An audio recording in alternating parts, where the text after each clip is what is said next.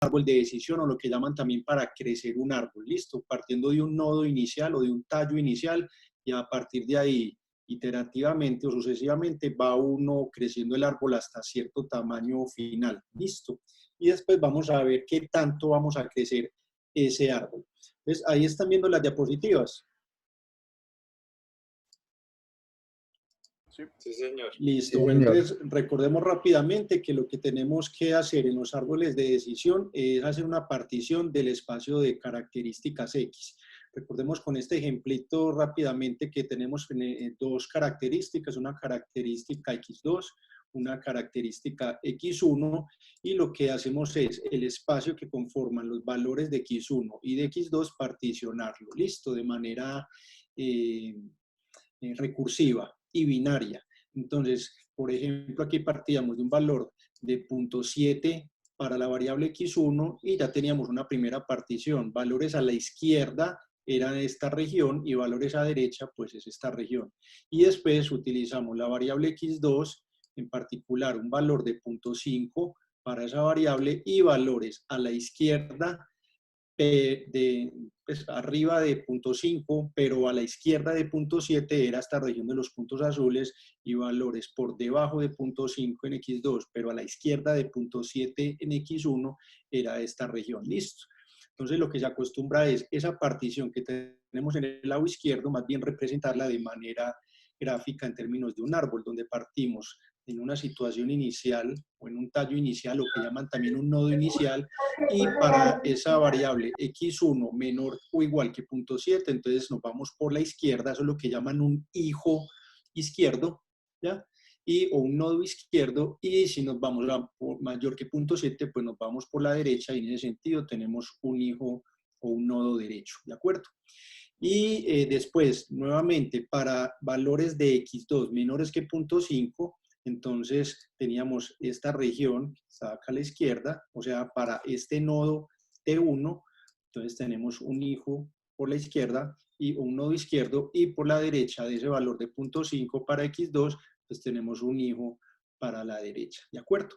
Y a la final, cuando ya teníamos las regiones terminales, entonces lo que hacíamos era asignar un valor o una constante. En este caso, como es un problema de clasificación, entonces aquí la clasificamos en la región C2, que era la roja, porque hay más puntos rojos que azules. En esta región C1, porque hay más azules, o sea, clase 1, y en esta región es la clase C2, o sea, rojos, porque estamos en mayor número de rojos, observaciones rojas con respecto a las azules, ¿de acuerdo?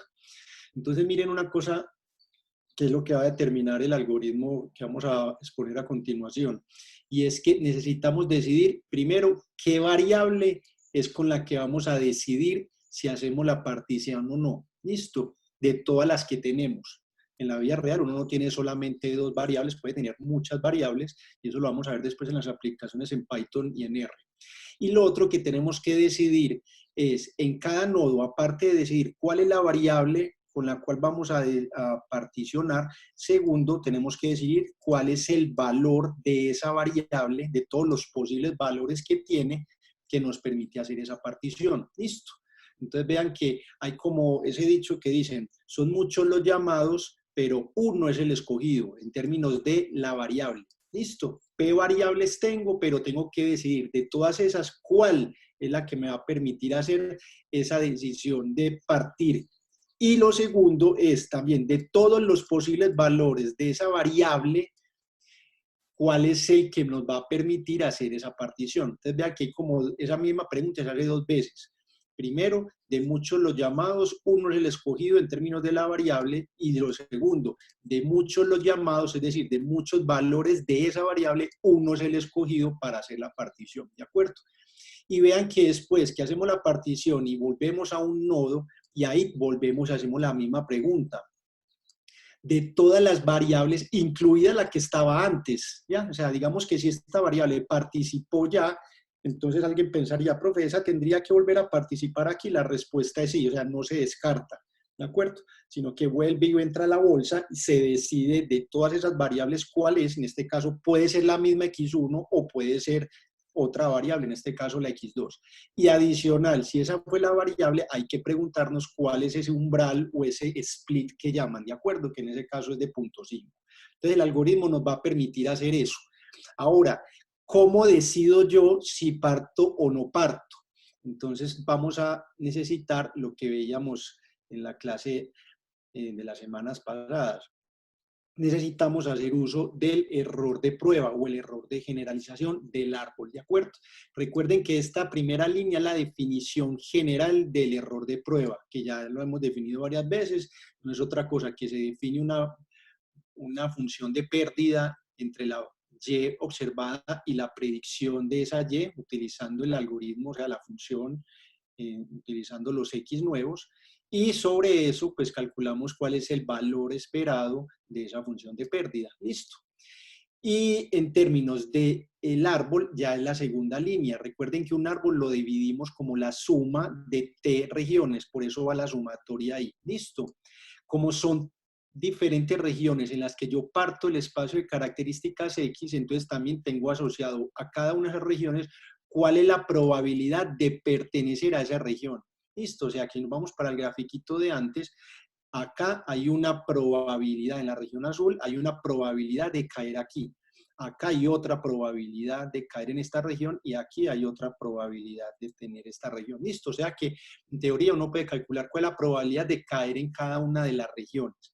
Y según eso, adicionalmente, entonces tenemos ya el valor esperado de la función de pérdida, pero entonces miren, esto es valor esperado condicional, o sea, dado que cayó en una región específica T, entonces tengo una función de pérdida que me compara la Y observada versus la predicción. Pero miren, entonces que la predicción ya no es f de x, sino que la reemplacé por w sub t, esa constante que asignamos una vez que llegamos al final. En otras palabras, lo que vamos a hacer en términos del grafiquito es, tengo una y la voy a contrastar con la clase, o la C1 o la C2, según haya decidido cuál cayó acá. Entonces aquí cayó en la clase C2, entonces tengo una función de pérdida asociada a este nodo, multiplicado por una probabilidad de caer acá. Lo mismo aquí. Aquí tengo una predicción que fue C1, la clase 1. Eso lo contrasto con la Y condicional a que haya caído en esa región con cierta probabilidad. Y lo mismo acá. Aquí la predicción fue la clase C2. Eso se compara en términos de la función de pérdida con la variable Y observada y en términos de la probabilidad que cayó acá. Listo. Entonces miren que tengo la suma de probabilidades de caer en cada una de las tres regiones y el valor esperado de la función de pérdida de la Y versus la predicción, pero condicional a cada una de esas tres regiones. Listo. Entonces eso es lo que tenemos en esa gran fórmula que tenemos aquí.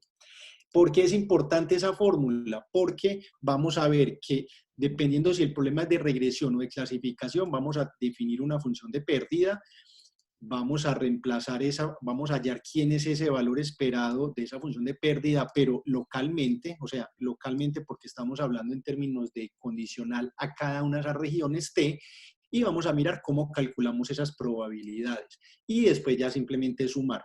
Listo. De ahí se nos va o sea, la función de pérdida es importantísima porque esa nos va a definir lo que se llama una medida de impureza, pero en el nodo. Listo, ahorita lo vamos a dejar más claro, ¿de acuerdo? Entonces vámonos a lo que ya habíamos visto en la clase anterior. Esto es lo que tenemos. Si definimos una función de pérdida para un problema de regresión como la función de pérdida de error cuadrático, está la fórmula que nosotros tenemos. Recuerden que es el error, que son las diferencias de la Y observada versus la predicción que hacemos. Recuerden que siempre vamos a usar como predicción una constante W. Esas pérdidas se calculan en términos cuadráticos. Sumo todas las observaciones o muestras en ese error o en esa pérdida para aquellos que caen en esa región, listo.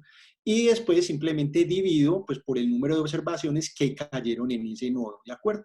O sea que si nos vamos al grafiquito, hubiera sido, por ejemplo, un problema de regresión, lo que tenemos que hacer es calcular en esta región cuál es la función de pérdida en esa región, dividido, ¿qué? Por la suma pues de todas esas pérdidas, dividido el total de observaciones que cayeron acá. Hago lo mismo aquí, en esta región, calculo ahí todas las funciones de pérdida, de todos esos puntos que están ahí, divido por el total de observaciones que están ahí, y lo mismo hago con esta. ¿Listo? O sea que tengo tres, en ese ejemplito, tres regiones. ¿Listo? O sea, tres pérdidas. O sea, esta formulita tres veces. ¿Listo?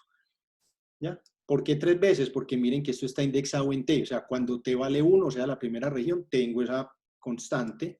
Para cuando T vale 2, tengo esta fórmula, tengo esa constante, y cuando T vale 3, lo mismo, y así sucesivamente hasta un T mayúscula. Recordemos que cuando estamos en un error cuadrático, ya sabemos que esa constante que se asigna en esa región, cuando es un problema de regresión, pues simplemente es coger y sumar la variable objetivo Y sobre aquellos I que pertenecen a la región y divido por el total de observaciones. O sea, eso es una constante local.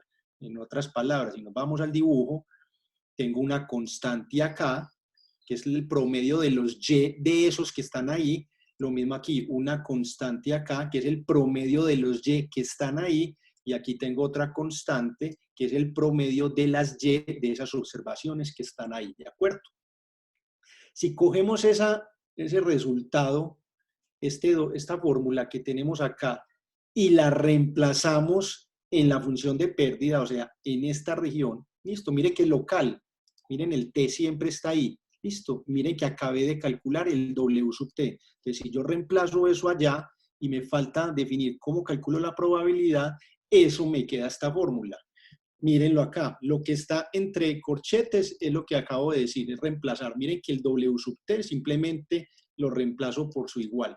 ¿Listo? Entonces vean que es 1 sobre el número de observaciones de las que están en esa región y hago la suma de los errores cuadráticos. ¿Listo? Y vea que ya lo reemplacé por el óptimo, ¿cierto? Ya tiene el W gorrito.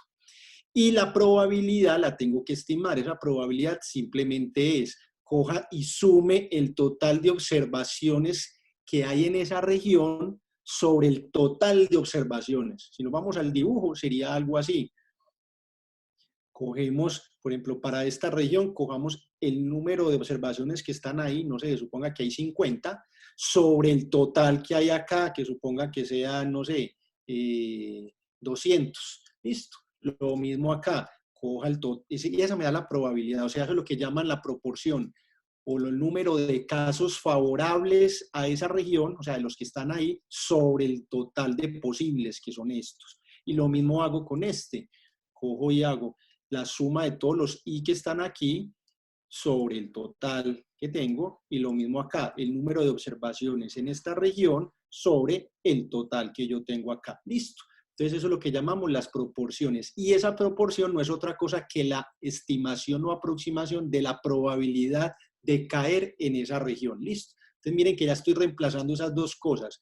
Según el error cuadrático medio que utilizo y la función que ya vimos, el W, reemplazo acá, y según esa probabilidad que acabé de mencionar, reemplazo acá y ya me queda simplemente sumar. Eso es lo que tenemos en la fórmula. ¿Listo? Entonces, esta es la probabilidad estimada. Miren que aquí se las estoy definiendo. Es un estimador de la probabilidad de caer en cada nodo o en cada región. ¿Listo? Simplemente sumar, como les dije, el número total de observaciones en esa región sobre el total de observaciones. Y lo que tenemos acá no es otra cosa que el error cuadrático medio, o sea, la función de pérdida local, ¿cierto? Porque tengo una para cada t, ¿de acuerdo? Y ya esa fórmula es la que tengo. ¿Qué es lo importante de notarse aquí? Que lo que hicimos fue coger el error de prueba del árbol, y no está sino otra cosa que descompuesto como la suma de probabilidades de caer en cada nodo multiplicado por la pérdida esperada, ¿de acuerdo? De caer en cada nodo. Esa fórmula que está acá adentro, por eso la pongo aquí, es lo que llamamos la impureza del nodo, y se llama impureza de error cuadrático. ¿Por qué? Porque eso es como una función de pérdida esperada, listo, pero condicional al nodo. Y eso lo llaman la impureza, que es lo que pongo acá en rojo, ¿sí? Entonces miren, la impureza no es otra cosa que el valor esperado de la pérdida, pero en el nodo. No es la general, que es la suma de todos, sino que es la condicional a cada uno de esos t. Por eso t va desde 1, entonces tengo una pérdida o una impureza. T vale 2, tengo una impureza. T vale 3, tengo una impureza, y así sucesivamente hasta T mayúscula tengo una impureza. ¿De acuerdo? Entonces, si utilizamos para un problema de regresión una pérdida de error cuadrático, lo que vamos a tener realmente es lo que se llama en el lenguaje de los árboles de regresión, lo que se llama la impureza del nodo de error cuadrático. ¿De acuerdo?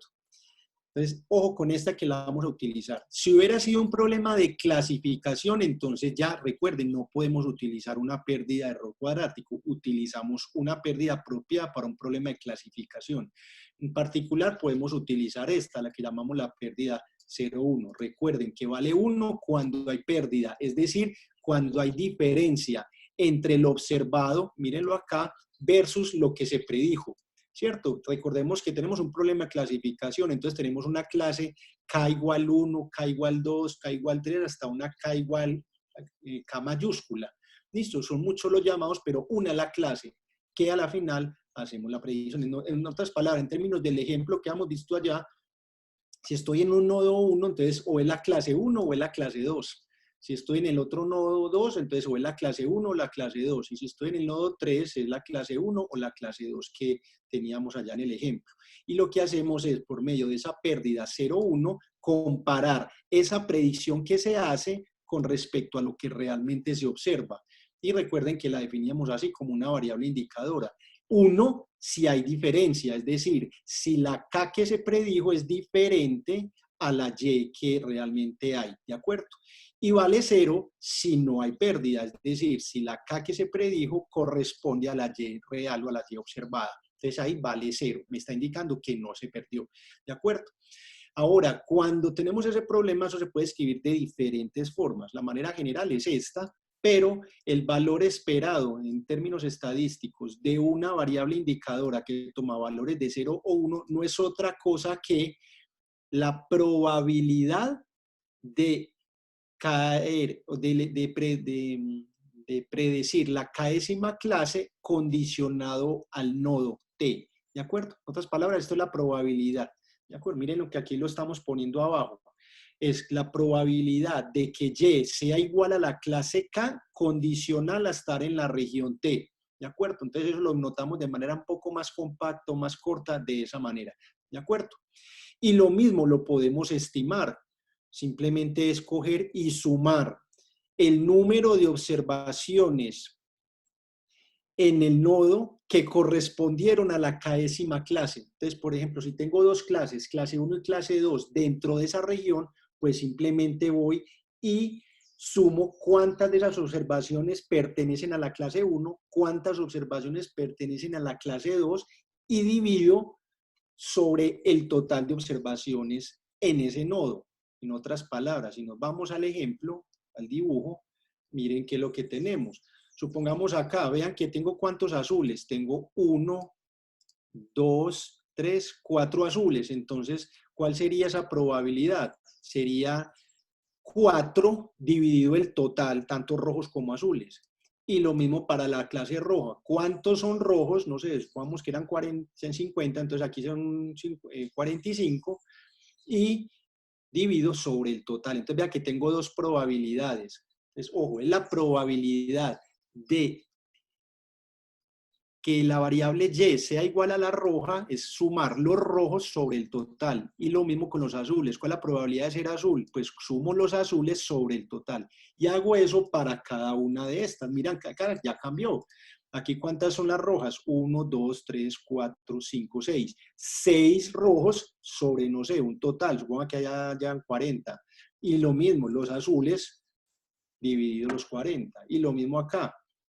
Tantos rojos sobre los, no sé, 60 que hayan y tantos azules sobre los 60 que tenga, ¿de acuerdo? Eso por un lado. Ahora, ¿por qué lo escribimos como 1 menos? Miren que yo tengo es que minimizar el valor esperado de la función de pérdida 0,1, pero condicional al nodo T. Y lo escribí como 1 menos la probabilidad, ¿de acuerdo? Recuerden que estoy minimizando. Para que eso sea mínimo, pues entonces tengo que hacer, ¿cuál es el mínimo? Recuerden que estamos hablando en términos de probabilidades. Las probabilidades están entre 0 y 1. Si esta probabilidad fuera 1, pues 1 menos 1 es 0 y en efecto estaría minimizando. O sea, ¿qué estaría diciendo? Que en efecto esa clase K es la que se predice condicionado a ese nodo que yo tengo. O lo mismo, esto es equivalente a maximizar la probabilidad. Entonces, ojo, se puede plantear como minimizando, porque recordemos que siempre hay que minimizar el error de pérdida, perdón, el error de predicción, pero eso equivale a maximizar la probabilidad. Eran otras palabras los que les había dicho. ¿Cuál de las dos regiones es la más frecuente en este caso? De las dos clases, o la roja o la azul. La más frecuente es la roja, ¿de acuerdo? Entonces, efectivamente, lo clasifiqué o lo predije como la clase roja, que era la clase 2, esta que está acá. Lo mismo pasaba acá. ¿Cuál es la clase más frecuente? ¿La roja o la azul? La roja. Entonces, en esa región predigo que es la clase roja, porque estoy maximizando precisamente la probabilidad de que fuera el rojo, ¿de acuerdo?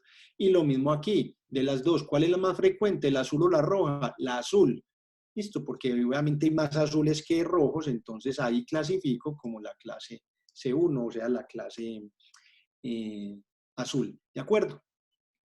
Entonces, ese es el cambio en la fórmula. Antes teníamos un problema de regresión, que era esto, y le llamábamos impureza de error cuadrático. Ahora, en un problema de clasificación, tenemos esta pérdida 0,1, que equivale simplemente a hallar el máximo, la probabilidad máxima, ¿ya? O sea, cuál es la clase más frecuente dentro de esa nodo, ¿de acuerdo?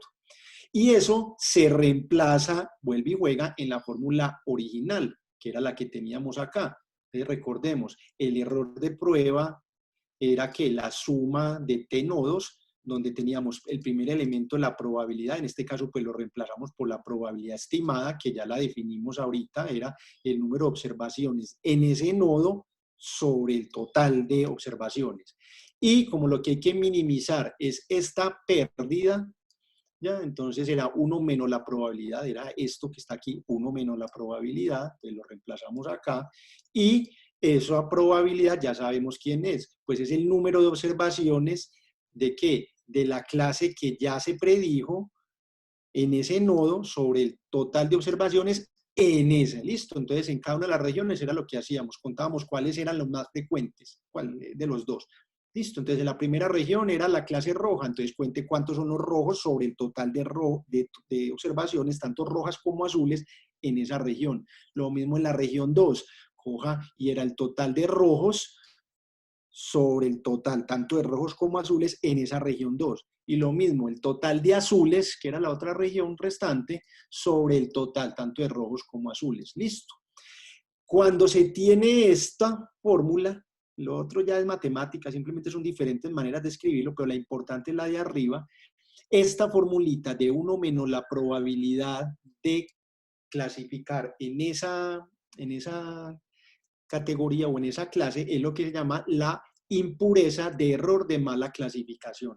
¿De acuerdo? Entonces miren que ya seguimos con el mismo término, impureza del error, tanto en un problema de clasificación, entonces le llamamos clasificación, impureza de clasificación, y si era de regresión, pues toda esta fórmula que está acá es lo que llamábamos la impureza del error cuadrático. Listo.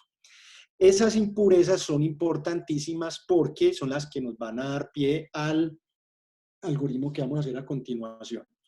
Bueno, en la literatura se han planteado otras funciones de impureza, en particular para problemas de clasificación. No solamente la 0,1, sino que hay dos impurezas. Una se llama la impureza o el índice de diversidad de Gini y hay otra que llama la impureza de la entropía cruzada.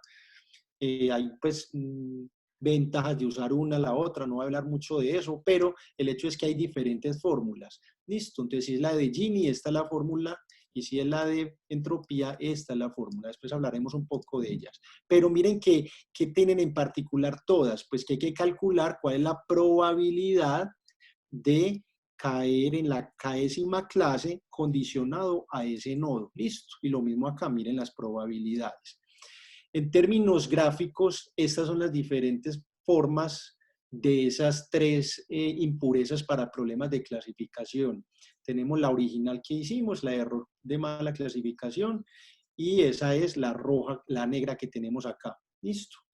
Pero las otras dos que se proponen, el de Gini y el de entropía cruzada, para un problema de dos clases, esas fórmulas se reducen a esto, pues son más sencillas, y tenemos entonces que la verde es la de entropía cruzada, es como más curva, tirando como más algo cuadrático, por llamarlo así, y la de Gini es como un caso intermedio entre la de mala clasificación, que es una línea recta, versus la de entropía, que es una curva, pues tiene más curvatura, entonces esa está como en el punto intermedio. Entonces por eso hay mucha gente que utiliza incluso la de Gini sobre la de entropía, pero las que más se usan en la vida real, en las aplicaciones, son estas dos.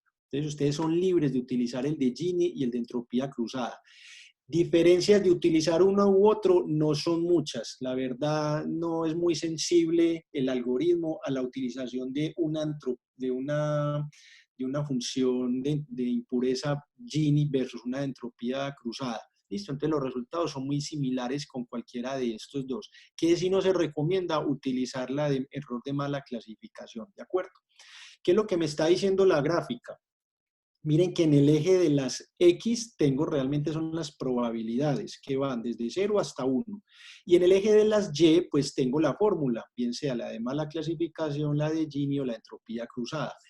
Miren que tienen en particular las tres, que a medida que la probabilidad va aumentando, pues las tres funciones también van incrementándose.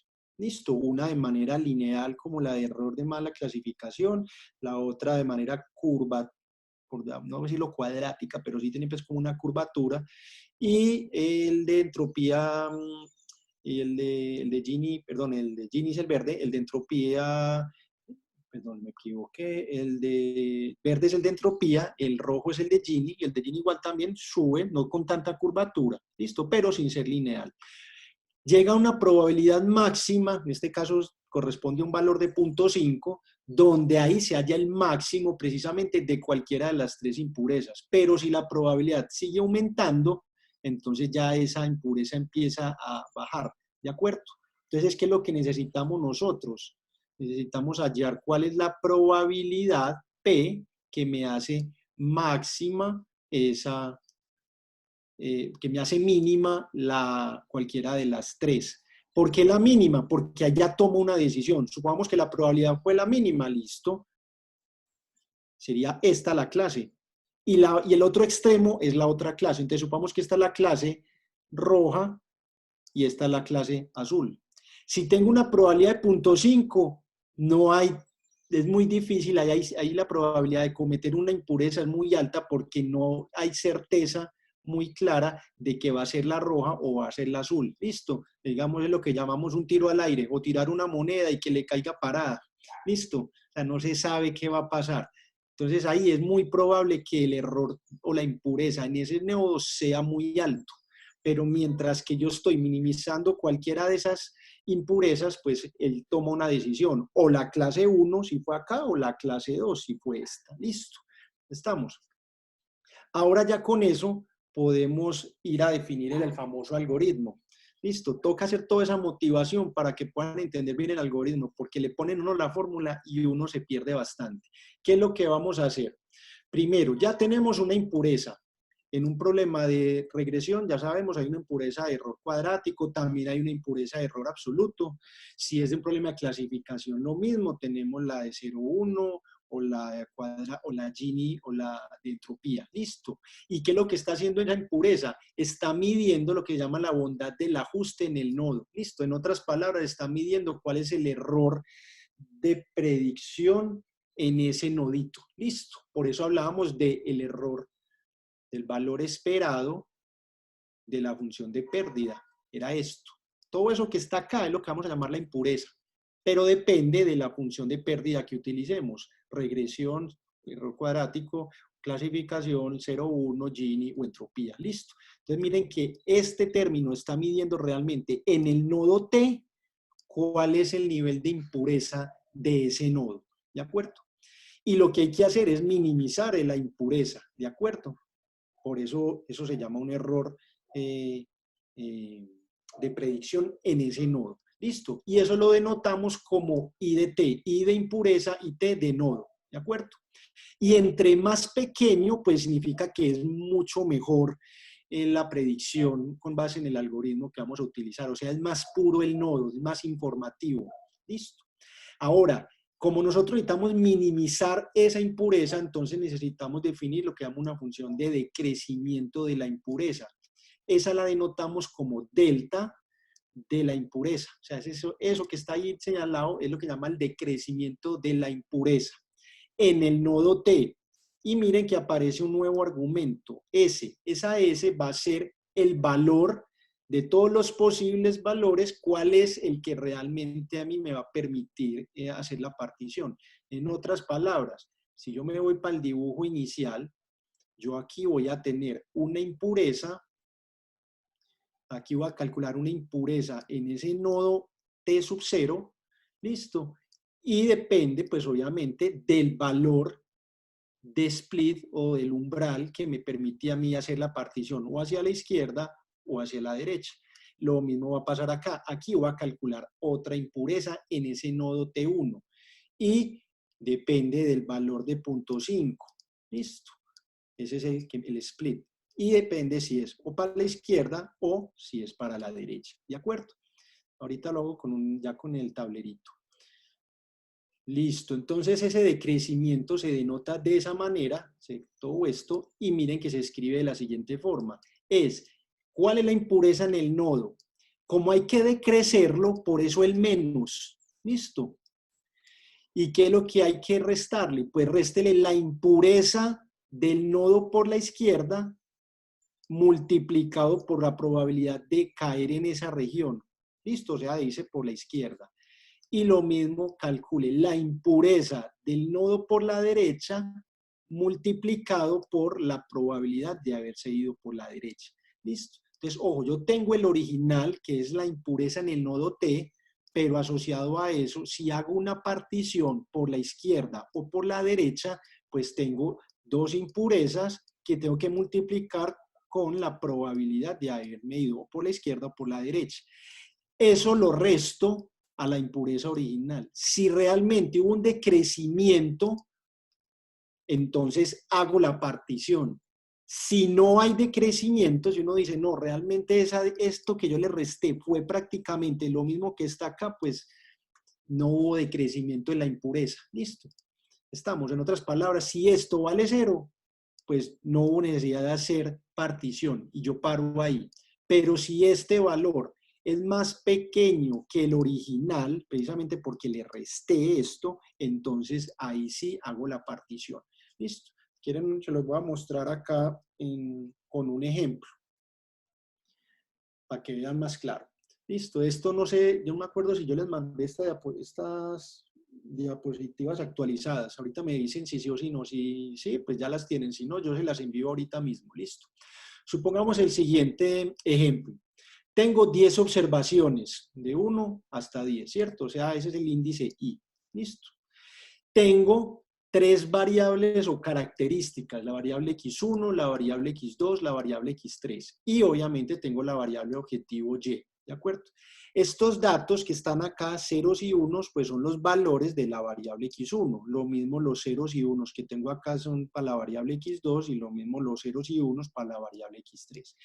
Y en la variable Y, pues tengo dos clases. Miren que tengo la clase 1, que es la que llamamos C1, o la clase 2, que es la C2. Listo, este es un problema entonces de clasificación de dos clases. ¿Estamos? Entonces, ¿qué vamos a hacer? Vamos a coger la variable X1. Y si la variable X1 toma un valor de 0, o sea, todos estos son cerito para él, cuente cuántas observaciones corresponden a 0 para esa variable. Entonces miren que acá se lo estoy escribiendo. Número de observaciones, le pongo L de la izquierda, eso corresponde pues a valores de X1 iguales a 0. ¿Cuántos fueron? 1, 2, 3, 4, 5, porque esos 5 corresponden a valores de 0 para esa variable X1. Para valores de X1 iguales a 1, ¿cuántos son? Pues si son 10 y ya tengo 5 que caen, que son de 0, pues los otros son 5, ¿cierto? Entonces tengo una observación con 1, otra observación con 1 y así. ¿Listo? Entonces miren qué es lo que yo tengo acá abajo en esta línea. ¿Listo? O sea, en otras palabras, me está diciendo, si la variable x1 toma valores de 0, ¿cuántas observaciones corresponden a esa condición de que x1 valga 0? ¿Listo? 5. ¿Y cuántos corresponden a cuando x1 vale 1? Pues los otros 5 restantes. ¿Listo? Hagamos la misma pregunta, pero ya para la variable x2. ¿Cuántos son 0? 1, 2, 3, 4, 5, 6. Mírenlo acá. Entonces son de las 10 observaciones, 6 tienen un valor de x2 igual a 0. ¿Listo? Y el resto de las 10, entonces sea 4, corresponden cuando el valor de la variable x2 vale 1. En efecto, mírenlo. 1, 2, 3, 4 observaciones tienen valor de la variable x2 iguales a 1. Y hagamos lo mismo para la variable x3. ¿Cuántas observaciones les corresponde un valor de x3 igual a 0? 1, 2, 3, 4, 5 y 6, que son estos que están acá. ¿Y cuántos son para cuando la variable x3 vale 1? Pues los 4 restantes. ¿Listo? O sea, como criterio para saber esto, pues la suma de estos tiene que dar 10, la suma de estos tiene que dar 10 y la suma de estos tienen que dar 10. Eso fue en términos de la frecuencia, o sea, es decir, el número de observaciones que tienen un valor de 0 o un valor de 1 para cada una de las 3 variables x1, x2 y x3.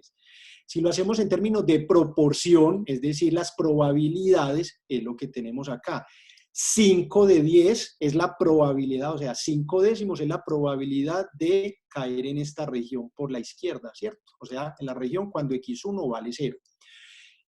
6 décimos viene a ser la probabilidad para la variable x2 igual 0, ¿cierto? O sea, es otra región. Y 6 décimos, ¿listo? O sea, ¿qué estoy haciendo? Cogiendo cada una de estas frecuencias que tenía acá arriba, dividiéndolas por el total de las 10 observaciones que yo tengo. ¿Listo? Y lo mismo aquí fue 5 décimos, 4 décimos, 10 décimos. Miren que entonces ya tengo probabilidades. Y las impurezas se definen en términos de probabilidad para problemas de clasificación. Si utilizo una pérdida de entropía cruzada, esta que tengo acá, perdón, la de Gini, la de entropía cruzada es esta fórmula. Para dos clases, recuerden que tengo C1 y C2. Entonces, esta probabilidad la multiplico por el logaritmo de esa probabilidad y el resto, o sea, 1 menos la probabilidad por el logaritmo de 1 menos la probabilidad. Y esa la sumo negativamente para ambos términos. O sea que lo que tenemos sería esto. Miren la fórmula, se las estoy escribiendo aquí nuevamente y lo hago para los datos. Entonces, ¿qué tenemos? Tenemos que la fórmula es 2 décimos. Ojo que estoy hablando en términos de las clases. O sea que nos vamos para la variable y. ¿Cuántas observaciones caen en la clase 1? 1, 2. Entonces, 2 dividido 10. ¿Sí lo ven? Y por el logaritmo de 2 décimos. ¿Y el resto? ¿Cuáles son de la clase C2? Pues el resto, o sea, todas estas observaciones son 8. Entonces, 8 décimos por el logaritmo de 8 décimos, sumo eso negativamente y me da 0.5. O sea que esta es la impureza en el nodo T. ¿Listo? ¿De acuerdo? Ahora, vamos a utilizar estas 3 que están acá. Hacemos exactamente la misma fórmula, pero para cada uno de los nodos. Bien sea con la variable x1, bien sea con la variable x2, o bien sea con la variable x3. Es lo que tenemos a continuación. Entonces, mírenlo. El dibujito es prácticamente el mismo, simplemente que vean. Estoy parado en este nodo. Tengo que decidir, entonces cojo primero con la variable x1. Ya sabemos que la variable x1 toma valores o ceros o 1. Si es 0, va por la izquierda. Y si es 1, va por la derecha. Y ya calculamos esas probabilidades. Mírenlas acá, volví y se las escribí. 2 quintos, 3 quintos, 0 quintos. Listo. Entonces voy y lo calculo. Esa es la impureza en el nodo por la izquierda. Y esta es la impureza en el nodo por la derecha. ¿De dónde salieron esas probabilidades? Pues haciendo exactamente el mismo resultado de ahora. Si por la izquierda eran 5 observaciones, mírenlas, ¿cuántos de la clase 1 corresponden? Pues nos vamos para allá. Si vamos por la izquierda, ¿cuántos son de la clase 1? Entonces, por la izquierda eran ceros, ¿cierto? Todos estos eran por la izquierda. ¿Cuántos son de la clase 1? 2. Entonces son 2/5. ¿Y cuántos son de la clase 2? 3 de 5. Listo, o sea, miren que estoy cogiendo solamente para aquellos valores de x1 por la izquierda, o sea, de 0. Entonces voy y miro la clase.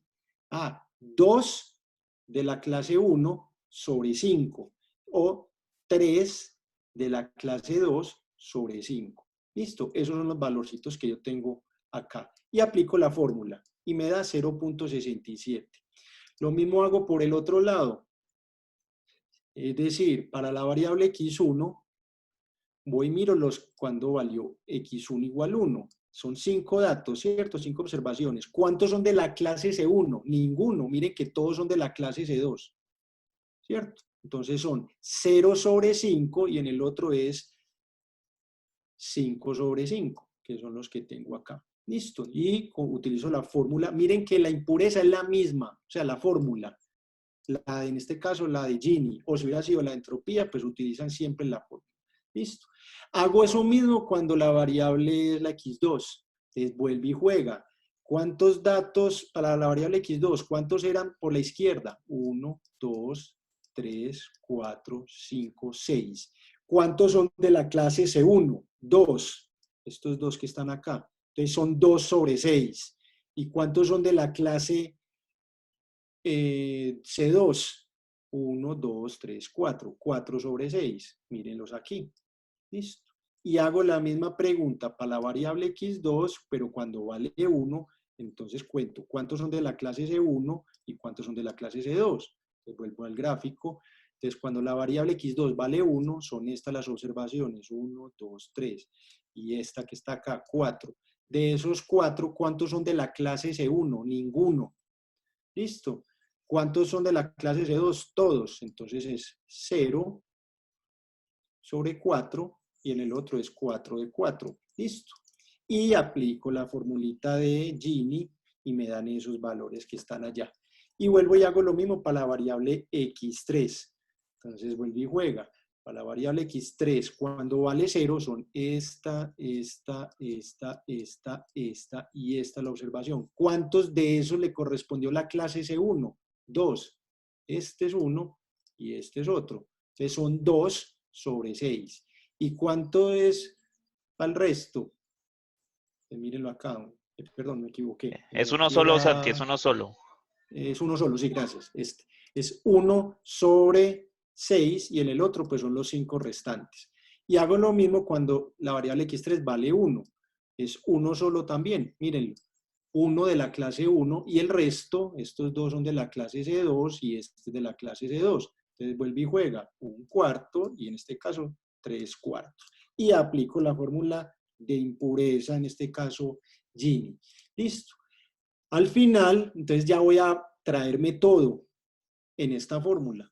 Entonces ya lo tenemos. Este va a ser el decrecimiento de la impureza en el nodo que requiere de todo lo que ya calculamos antes. Ya tenemos la impureza en el nodo que es 0.5. Miren que este es I de T, es 0.5, 0.5 y 0.5 para todos. Miren, esa era esta fórmula. Listo. Después multiplico por la probabilidad de irme por la izquierda. Pero eso depende de la variable que uno haya elegido, por eso lo puse aquí indexado, cuando es por la variable x1, cuando la decisión es por la variable x2 y cuando la decisión es por la variable x3. Entonces, esa probabilidad cuando es con x1 es 5 décimos. Esas 5 décimos eran las que habíamos dicho acá, mírenlas aquí, estas son las probabilidades. Entonces voy a coger y multiplico esta probabilidad por la impureza del nodo de irme por ahí. Listo, o sea, multiplicado por este valor que está acá. Y lo mismo, esta probabilidad que está acá la multiplico con esta impureza de irme por la izquierda, ¿de acuerdo?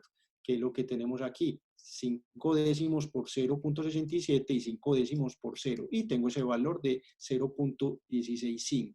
Ahorita les digo por qué lo señalo en rojo. Hago lo mismo, pero con base en la variable x2. Entonces, ¿qué tengo? Para la variable x2 tengo estas son las probabilidades. 6 décimos por la izquierda y 4 décimos por la derecha. Este 6 décimos lo multiplico por la impureza del nodo por la izquierda, o sea, por este 0.64, ojo que es sobre la variable x2.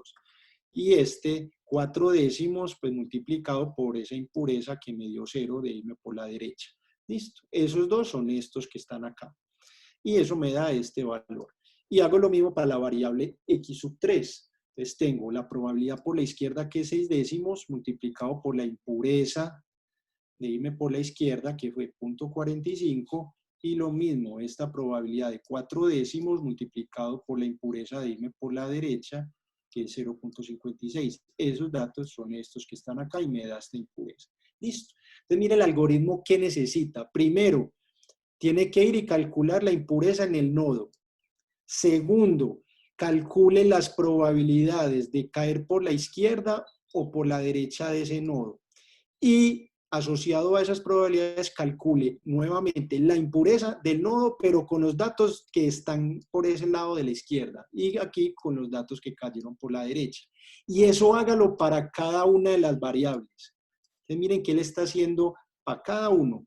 Y después ya tengo que decidir ¿qué es lo que yo busco? Minimizar la impureza, ¿cierto? O sea, decrecer lo más que pueda. Tengo 3 decrecimientos. ¿Con cuál de las 3 variables, x1 o x2 o x3, hay mayor decrecimiento? Ojo, mayor decrecimiento. Con la primera, miren que es el valor más grande, 0.165. ¿Listo? O sea que es a la impureza en el nodo T, restarle todo esto fue el que más grande de crecimiento me obtuvo, que ese crecimiento es de 0.165. Por eso lo puse en rojo.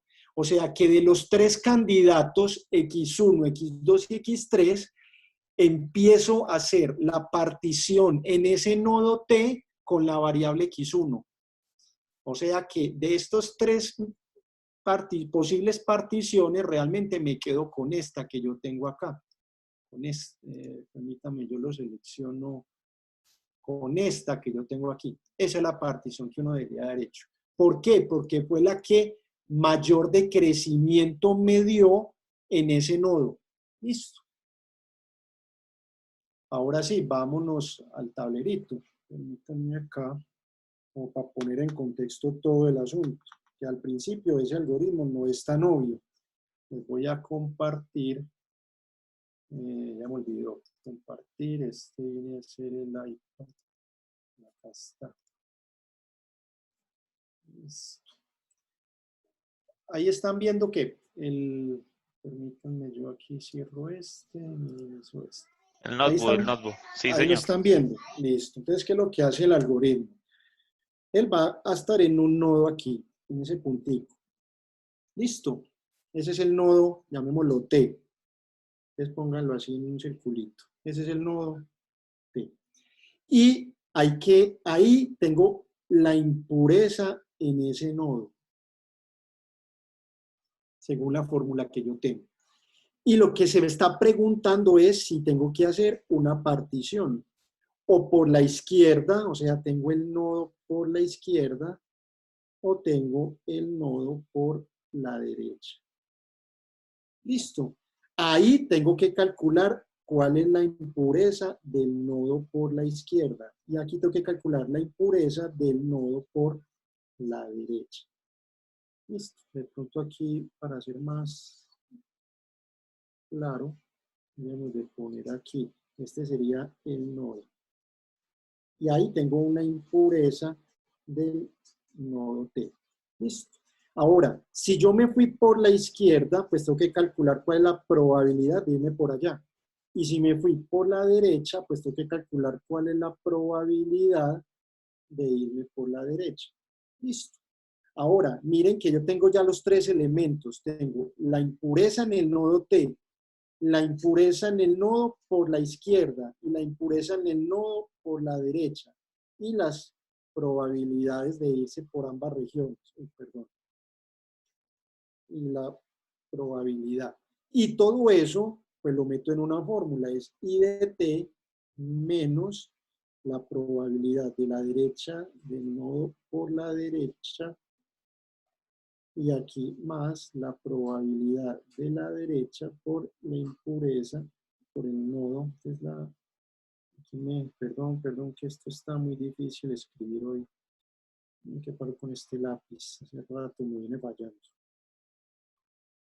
Voy a poner más. Voy a poner aquí.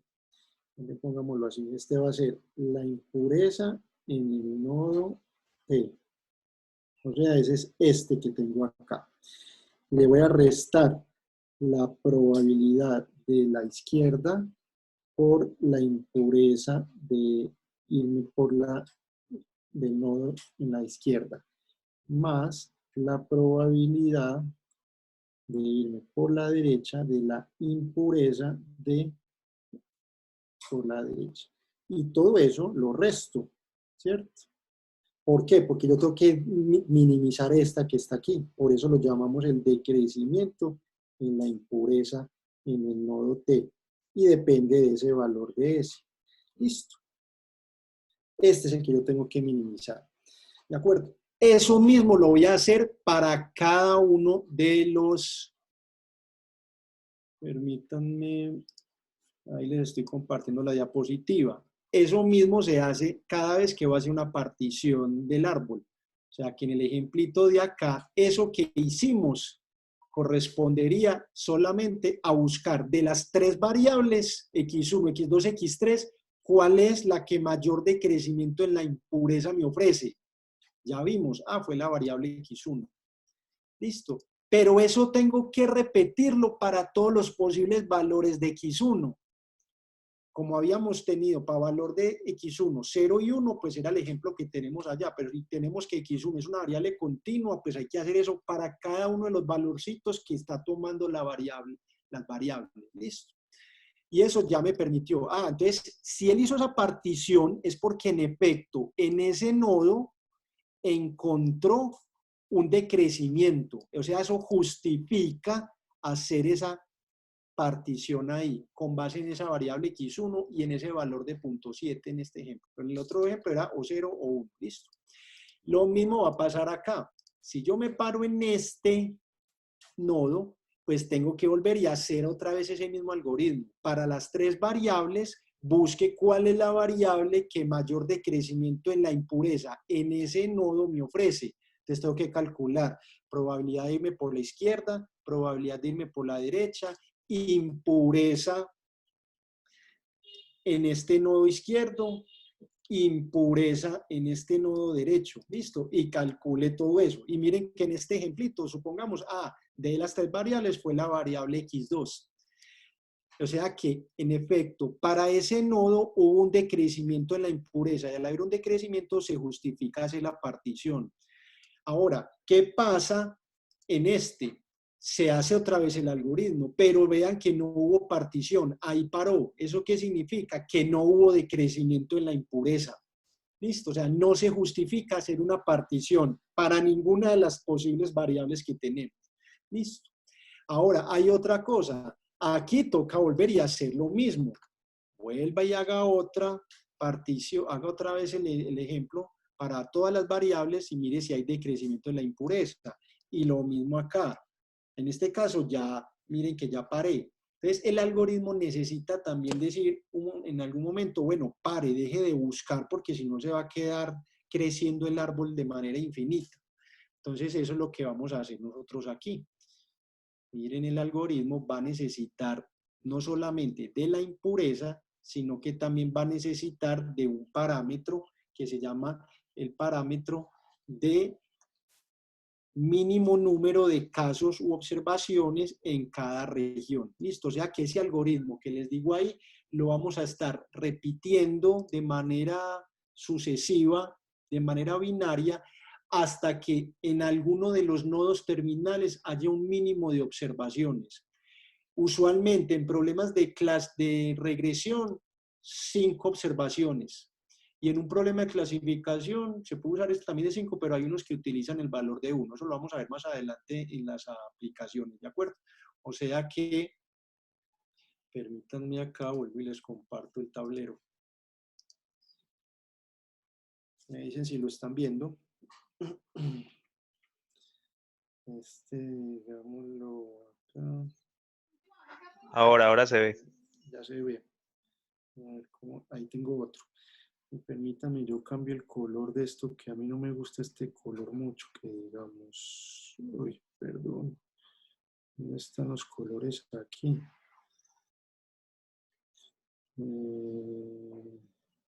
Color negrito.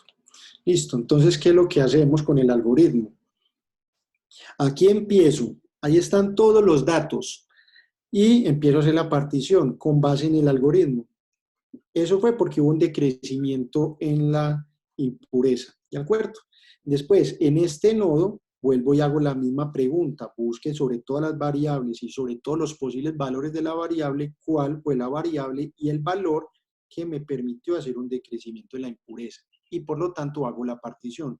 Lo mismo acá, parto, de aquí parto, y así sucesivamente. Miren que él va creciendo, él va buscando. Entonces, en cada punto que estoy señalando ahí, hay que hacer ese algoritmo. Ustedes vean que es un poco costoso. Pues alguien dirá, uy, no, profe, no vamos a quedar toda la vida, porque entonces, en este primer nodo que estoy señalizando ahí, tiene que hacer el scan, por llamarlo así, de todas las variables, de todos los posibles valores de cada una de esas variables y decir cuál fue la variable y el valor que me reportó el mayor decrecimiento en la impureza. Y por lo tanto hago la partición. Después llego a este nodo y hago lo mismo. Hago un scan de todas las variables, de todos los posibles valores de esas variables y busco cuál fue la variable y el valor que mayor decrecimiento en la impureza me dio para ese nodo. Y así para cada uno. O sea que ahí donde estoy señalando, poniendo en retenido esos puntos, ahí hay que hacerse siempre esa pregunta. Listo. Ahora, miren que ese árbol yo lo estoy creciendo mucho. Él tiene que parar en algún punto, en algún momento. ¿Cuándo paro?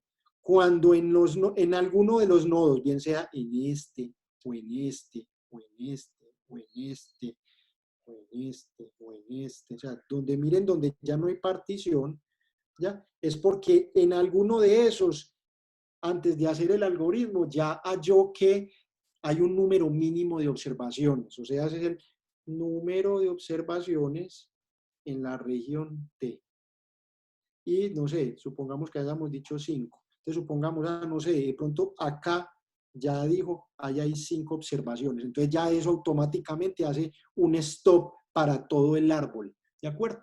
No es que este ya no vaya a crecer, no, sino que ninguno de esos ya empieza a crecer. Con que ya se satisfaga esta condición en alguno de los nodos o en los puntos, ya no es necesario seguir haciendo el algoritmo para ninguno de los demás nodos. ¿De acuerdo?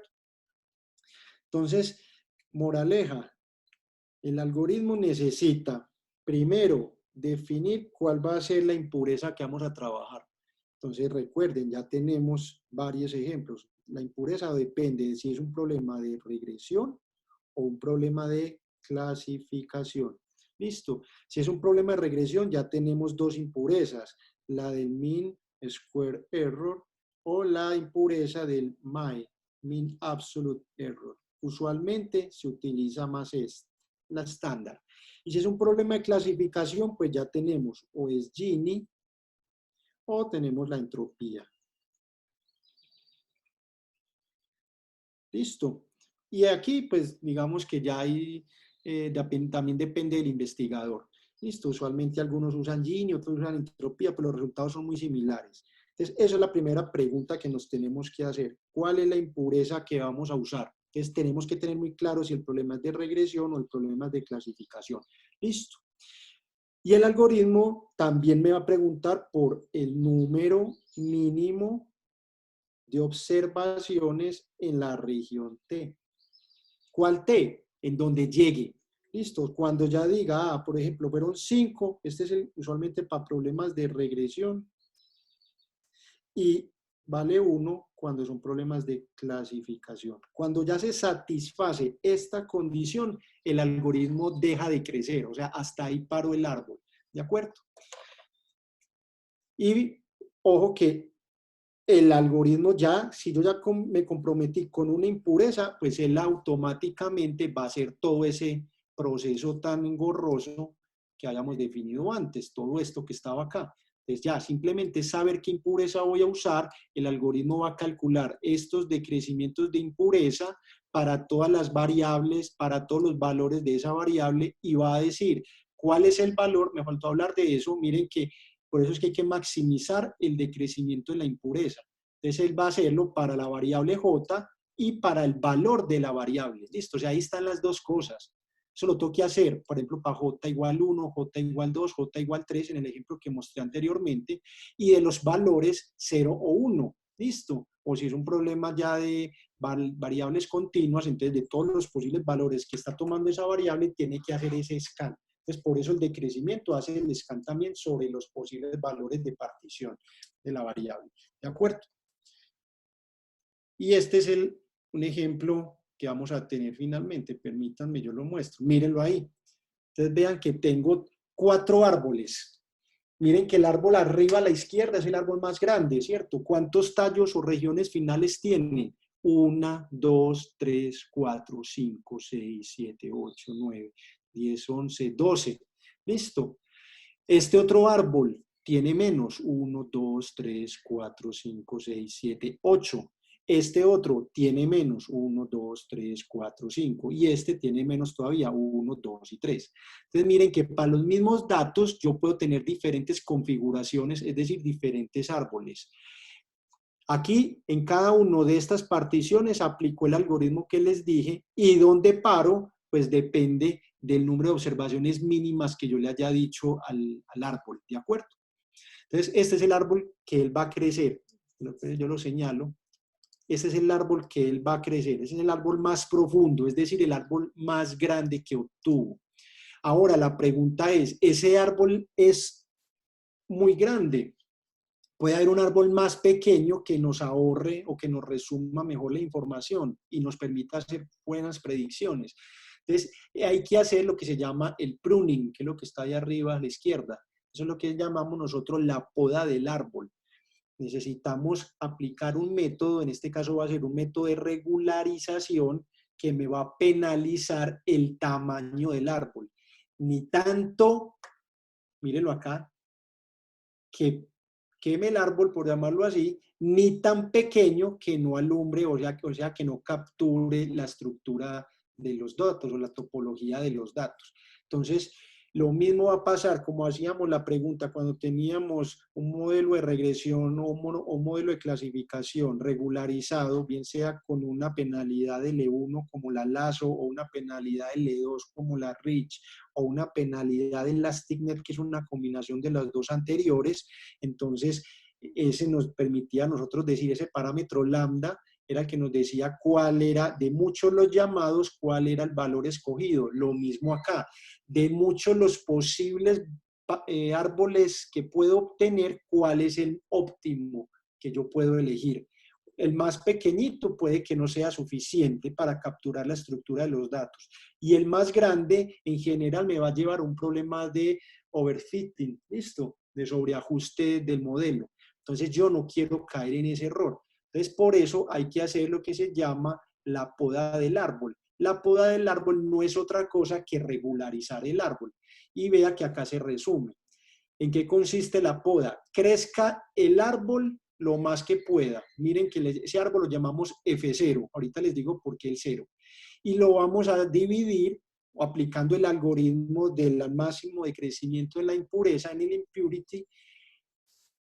Y lo hago hasta que se cumpla la condición que les dije, que haya un número mínimo de observaciones en el nodo terminal. Listo, en este caso, no sé, puse 5 o 1, el que ustedes decidan.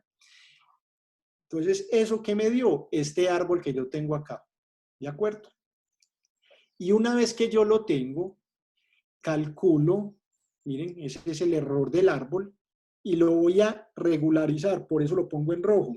Le voy a sumar un parámetro alfa, o le puedo haber llamado lambda, como ustedes quieran, que me va a penalizar, es el parámetro de regularización o de penalidad, que me va a penalizar ¿a quién? El tamaño del árbol. Esa es la notación matemática. Algunos le llaman simplemente el número de nodos terminales. Ni tan grande, o sea, que ese T no sea tan grande que lleve a un sobreajuste, ni tampoco tan pequeño que no capture la estructura de los datos. ¿Listo? Entonces miren que ese valor de alfa va a ser mayor o igual a 0. Miren que es positivo. Si vale 0, es que, ¿qué pasa? Que yo no estoy penalizando el árbol, o sea, me estoy quedando con el árbol más grande que yo tengo, que es este. ¿Listo? Pero si ese valor de alfa empieza a crecer, entonces empiezo a podar el árbol, o sea, a tener un árbol más pequeño que el original. Y si ese alfa tiende a infinito, pues voy a tener el árbol más pequeño posible. ¿Cuál es el árbol más pequeño que uno puede encontrar? Uno que tiene apenas una partición. Ahorita se los muestro. Pero si el alfa tiende a ser muy pequeño, pues obviamente va a tener el árbol más grande. Y cuando el alfa es exactamente 0, por eso llamamos f de 0. O sea, f de 0 es cuando alfa vale 0. Y en ese caso, pues era el árbol original que teníamos, que era un árbol grande, ¿de acuerdo? Ahora, la pregunta es, ¿cuál es ese valor de alfa óptimo que me permita tener entonces un árbol óptimo? Lo hacemos por validación cruzada. Entonces, lo mismo, de muchos los posibles valores de alfa, uno va a ser el escogido, es decir, va a ser el óptimo que me va a permitir obtener un tamaño del árbol óptimo. Y en ese sentido, no caigo en errores de sobreajuste, pero tampoco en errores de no capturar la estructura de los datos. Eso es lo que vamos a hacer a continuación. Miren que aquí definimos en el eje de las X, tenemos la constante de complejidad, o sea, ese parámetro alfa, donde lo pongo al revés. Aquí pongo desde un alfa muy grande y lo voy bajando hasta un alfa muy pequeño. Listo. Miren que cuando el alfa es muy pequeño, miren que arriba en el eje del paralelo a las X, miren que tengo un tamaño de árbol de 22. Miren que aquí lo pongo, size of tree. O sea, esos son 22 nodos terminales. Listo, es un árbol muy grande. Y es muy cercano a este que tenemos acá. Listo, o sea que yo tengo que elegir un alfa muy pequeño, sin ser exactamente 0, pero que me da un tamaño de un árbol muy grande. Y ese valor lo voy aumentando. O sea, voy penalizando. Y a medida que voy penalizando, miren que el tamaño del árbol va decreciendo. 22 nodos terminales, 21, 20, 19 y así, así. Pero tampoco puedo caer en el error de que ese alfa sea tan grande, tirando infinito, que el tamaño del árbol apenas sea de un nodo terminal. ¿De acuerdo? Entonces, ahí va a estar el problema. Entonces, en el eje de las Y voy a tener el error relativo, o sea, lo que se llama el error de predicción, para diferentes valores del alfa. Listo. Y en efecto, ¿qué es lo que hacemos? Necesitamos de todos los posibles candidatos de alfa, ¿cuál va a ser aquel que me hace mínimo el error de predicción? Supongamos, no sé, es este que es, permítanme, yo selecciono, ay, perdón, ¿dónde no era? Pruning, es este. Miren que en este puntico, listo, o sea, va a tener un valor de alfa que me hace mínimo el error de predicción y ese me va a dar un valor, no sé, de 12, el tamaño del árbol, ¿de acuerdo? O sea que miren que aquí tengo ese ejemplo que les muestro, vean que este árbol que yo tengo acá es con un alfa de 0.005, o sea, un valor muy pequeño, que es este que yo tengo acá. Y con ese tengo un tamaño de árbol de 12. Ese 12, ¿quién va a ser? Los nodos terminales. Recuerden que los nodos terminales son aquellos que ya no tienen partición. Entonces, vuelvo y los cuento, vean, 1, 2, 3, 4, 5, 6, 7, 8, 9, 10, 11, 12 nodos terminales. Listo. Lo mismo, aumentó el alfa, ya no es 0.005, sino 0.016. Entonces voy a tener este árbol que estoy mostrando acá. Y ese corresponde a 1, 2, 3, 4, 5, 6, 7, 8 nodos terminales, que es este que les digo. Y aumento otro poquito, 0.03. Ese árbol que le corresponde, entonces va a tener 1, 2, 3, 4, 5 nodos. Y lo sigo aumentando, 0.009. Corresponde a 3 nodos terminales, 1, 2, 3. Si aumento más el alfa, pues obviamente tengo que 1 de 2, ¿cierto? O sea, esta parte ya se va. Y si ya el alfa es muy grande, pues ya no tengo nada, ya no partí. Listo. Entonces, como les digo, son muchos los llamados en términos del parámetro de complejidad y que corresponde a muchos tipos de árboles, ¿cierto? Según su tamaño. Pero uno va a ser el óptimo. Según acá, no sé, hubiera sido uno de 12, por decirlo así. Listo, porque es aquel que me hace mínimo el error de predicción. Estamos. Entonces, para ya resumir todo el asunto, ahí les comparto el tablerito. O sea que uno lo que hace realmente es coger y definir cuál va a ser la pérdida. ¿Cuál es la pérdida que vamos a utilizar? Eso recuerden que eso lo define si es problema de regresión o clasificación, o sea, esta pérdida está relacionada con la impureza, el impurity. Listo. Y una vez que ya tengo eso, pues también tengo que definir cuál es el número de observaciones mínimo. El número de observaciones mínimo del árbol. En este caso, no sé, 5, otros usan 1, no sé. Y después, eso me va a dar un árbol muy grande, es el árbol más grande, y ese árbol después tengo que ir y hacerle la poda. Tengo que podarlo. ¿De acuerdo? Yo siempre le digo a los estudiantes míos de pregrado, eso es como cuando uno se deja crecer el pelo, o ese es el árbol, ¿ya? Si uno no tiene pelo, como en el caso mío, es que, ¿qué? El alfa fue extremadamente grande y se quedó sin pelo, ¿listo? Y no captura la estructura de los datos. Pero tampoco puedo dejar que sea, no sé, un rasta que le llegue el pelo hasta la espalda, hasta las rodillas, yo qué sé, que esa es una persona que nunca ha ido a que lo motilen y ese va a ser el árbol más grande, pero va a sufrir de problemas de sobreajuste. Entonces, tiene que ir ¿a dónde? Al peluquero. El peluquero es el que lo poda a uno, ¿no? Entonces, ni tan pequeño como el caso mío, ni tampoco tan largo como el de un rasta, y va a tener un tamaño de árbol que no va a tener problemas de sobreajuste, ni también problemas de que no captura la estructura de los datos. Eso es lo que vamos a hacer a la hora de hacer las aplicaciones, ¿de acuerdo? Bien sea en R o en Python, entonces vamos a tener una lista de impurezas según el problema de regresión o clasificación. Me va a preguntar cuál va a ser el mínimo número de observaciones y también me va a preguntar por ese valor alfa para hacer la poda del árbol, ¿de acuerdo? Y una vez que ya tengo ese árbol óptimo, o sea, en otras palabras, voy a tener un F gorro que va a depender de un alfa gorro que lo calcule por validación cruzada. Ese es el óptimo, este es el óptimo.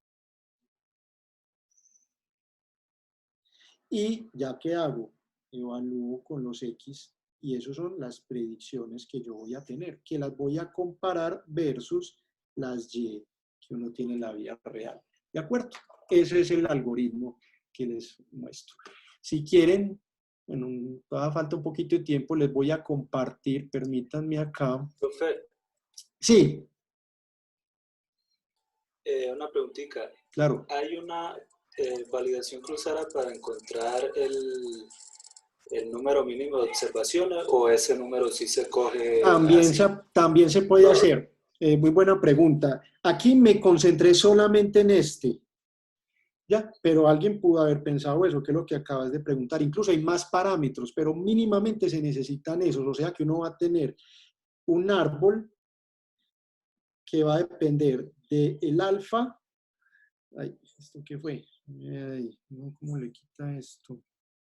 Ahí están viendo publicidad, ¿cierto? Sí. Después, ¿y dónde está la X para acá? Esto, permítanme, ya les... Esto aquí me está poniendo problema. Ya voy. Esto va a ser así. Y ahí, ya se ve. Ahí lo están viendo. Sí. Entonces, ¿qué tenemos? Tenemos que construir ese árbol que no solamente va a ser por validación cruzado ese alfa, sino también el número mínimo de observaciones. Listo. algunos usan 5, pero si no quiere ponerle más, o una grilla de valores y ya defino cuál es, lo puedo hacer. Y otros, también va a tener otros. Todos estos los puedo hacer por validación cruzada al mismo tiempo. Incluso el algoritmo que les voy a mostrar más adelante va a permitir hacer eso. Él va a hacer una búsqueda, va a definir grillas para alfa, grillas para el número de observaciones y para todas las posibles combinaciones de esos valores va a hallar cuál es el error de predicción mínimo utilizando validación cruzada. Y ese sería el árbol definitivo que uno tendría. ¿De acuerdo? Profe, Sí. profe, ¿entre qué valores más o menos podría variar ese alfa? Pues de qué, ¿cómo se define esa malla de búsqueda? ¿Entre qué y cuánto y con qué paso o qué? Bueno, igual que hacíamos con el lazo. Listo. Entonces, uno, ¿qué es lo que hace? Crece el árbol lo más grande que pueda. Este que está acá. Él va a crecer, va a tener un árbol muy grande. Ese es 0. Listo. Ese no depende de nada más que el número de observaciones mínimo. Algunos utilizan que sea 1. Listo. Entonces, eso me da un árbol muy grande. ¿De acuerdo? Y una vez que ya lo tengo, ya sí voy al paso de la poda. Entonces defino una grilla, lo que llaman el grid, de alfa. ¿Listo? Entonces ya sabemos que vamos a utilizar un alfa muy pequeño, un alfa muy pequeño, o un alfa mínimo, por llamarlo así, que va a corresponder a este árbol muy grande. Y voy a definir hasta un alfa muy grande, un alfa máximo, que es aquel que me da 2 nodos. ¿Listo? Ese es aquel árbol que es este. Un árbol que simplemente partió. Porque hay otro árbol que es este. No partió nada. Pero ese no tiene sentido. El mínimo árbol es este. ¿Listo? Entonces, este va a ser este árbol. Y este mínimo va a ser este que está acá. Y sobre eso defino una grilla de valorcitos. No sé, 100 valores. ¿De acuerdo? Y ya ahí aplico el cross validation y me va a hallar cuál va a ser el óptimo de esos valores. ¿De acuerdo? ¿Está clara la explicación? Sí, profe, gracias. Permítanme, entonces les comparto. No lo tenía aquí abierto.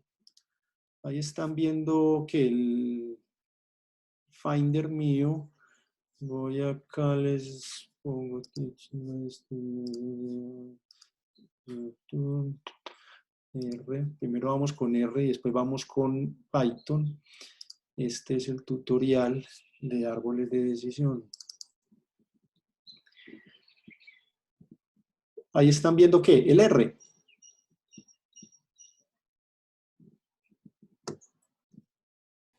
¿Están viendo el R ahí, el RStudio? No, todavía no. Permítanme, yo lo comparto. Este va a ser RStudio. Ahí sí lo están viendo. Sí, señor. Así, listo. Entonces ese archivo no sé si se los he enviado, ahorita se los envío de todas maneras, si no. ¿Qué requiere? Pues requiere de instalar unos paquetes. En particular, R tiene varios paquetes para hacer árboles de decisión, pero hay dos que son los más famosos, como los más populares. Uno se llama el ARPart, ¿ya? Partes de R, por llamarlo así, o Recursive Partition, y el otro se llama Tree, ¿de acuerdo? Entonces ahí, una vez que uno los instala, los carga, que son estas dos primeras líneas de código que yo tengo ahí, ¿de acuerdo? Y después voy a utilizar otros paquetes que vamos a necesitar para hacer, primero, un preprocesamiento de los datos y segundo, para calcular o evaluar la capacidad predictiva del modelo, ¿de acuerdo? Pero inicialmente necesitamos los dos primeros. Voy a mostrarles dos aplicaciones. De hecho, ahí tengo tres, pero dos son las más importantes. Este, que es una base de datos de los hongos. ¿Yo ya les he hablado de esa base de datos? No. ¿Cierto que no? No, profe. Listo, bueno. Entonces ya les voy a hablar de esta. Y la otra va a ser un problema de regresión. O sea, estos dos aplicaciones que estoy ahí mostrando, la primera es para un problema de clasificación y la segunda es para un problema de regresión. Entonces la primera son los datos de unos hongos. Y esos hongos hay que definir o hay que clasificarlos si ese hongo, según sus características, es un hongo que es venenoso y por lo tanto no es apto para el consumo humano, o todo lo contrario, es apto. ¿Listo? O sea, entonces va a ser una variable binaria. 0 si no es venenoso, 1 si es venenoso. ¿De acuerdo? Y esa base de datos las podemos bajar de algunos repositorios. En este caso hay un repositorio que se llama el repositorio de la Universidad de California, Irvine, UCI, y ahí hay en Machine Learning una lista de bases de datos. ¿De acuerdo? De hecho, si quieren se las muestro de una vez, que es importante para hacer aplicaciones, que a veces la gente dice, profe, yo no encuentro datos, es complicado. Entonces aquí ustedes pueden ver varios de esos. Ahí están viendo la web, ¿cierto? Sí, señor. Listo, entonces vámonos acá. Ahí, listo. Este es el repositorio, ¿de acuerdo? Entonces así se llama. Es el archivo de la Universidad de California, Irvine. ¿De acuerdo? ¿Cómo funciona? De manera más fácil, uno va y le dice ver todas las bases de datos. Miren arriba a la derecha, en amarillo, View All Datasets. Le doy clic ahí y miren acá a la izquierda, uno puede hacer la búsqueda por muchas cosas. Según la tarea o el problema que uno quiera, vea, para problemas de clasificación hay 366 bases de datos. Si es para regresión hay 112. Y para otro tipo de cosas, por ejemplo, clustering hay 92 y otro tipo pues, de algoritmos de aprendizaje automático hay 55. Segundo, según el tipo de atributo, es decir, según las características X que yo tengo, si yo las quiero categóricas, entonces hay ya 38 bases de datos, o si las quiero numéricas, son 331, o si son mixtas, o sea, las X son tanto categóricas como numéricas, hay 55. Y también hay según tipos de datos. Si son datos multivariados, univariados, secuenciales, de series de tiempo, si hay imágenes, bueno. Y según área, ciencias de la vida, economía, ingeniería, física, bla, bla, bla. Y también según el tamaño. En términos de los atributos, si yo tengo apenas menos de 10 variables, hay 122 bases de datos. Si hay entre 10 y 100 variables, 223. Y si hay más de 100 variables, 90. Y en términos también de las instancias, o sea, de las observaciones, menos de 100 observaciones son 27, entre 100 y 1000 y más de 1000, 267. Entonces, supongamos yo voy a hacer la búsqueda, yo quiero un problema de clasificación, le doy clic en clasificación, entonces él ahí ya me filtró. Aparte de eso, yo quiero, por ejemplo, todas las variables que sean categóricas, ahí me filtró aún más, vean que ya van 29. Y yo quiero que sea, por ejemplo, área de ciencias de la vida, ya son 13.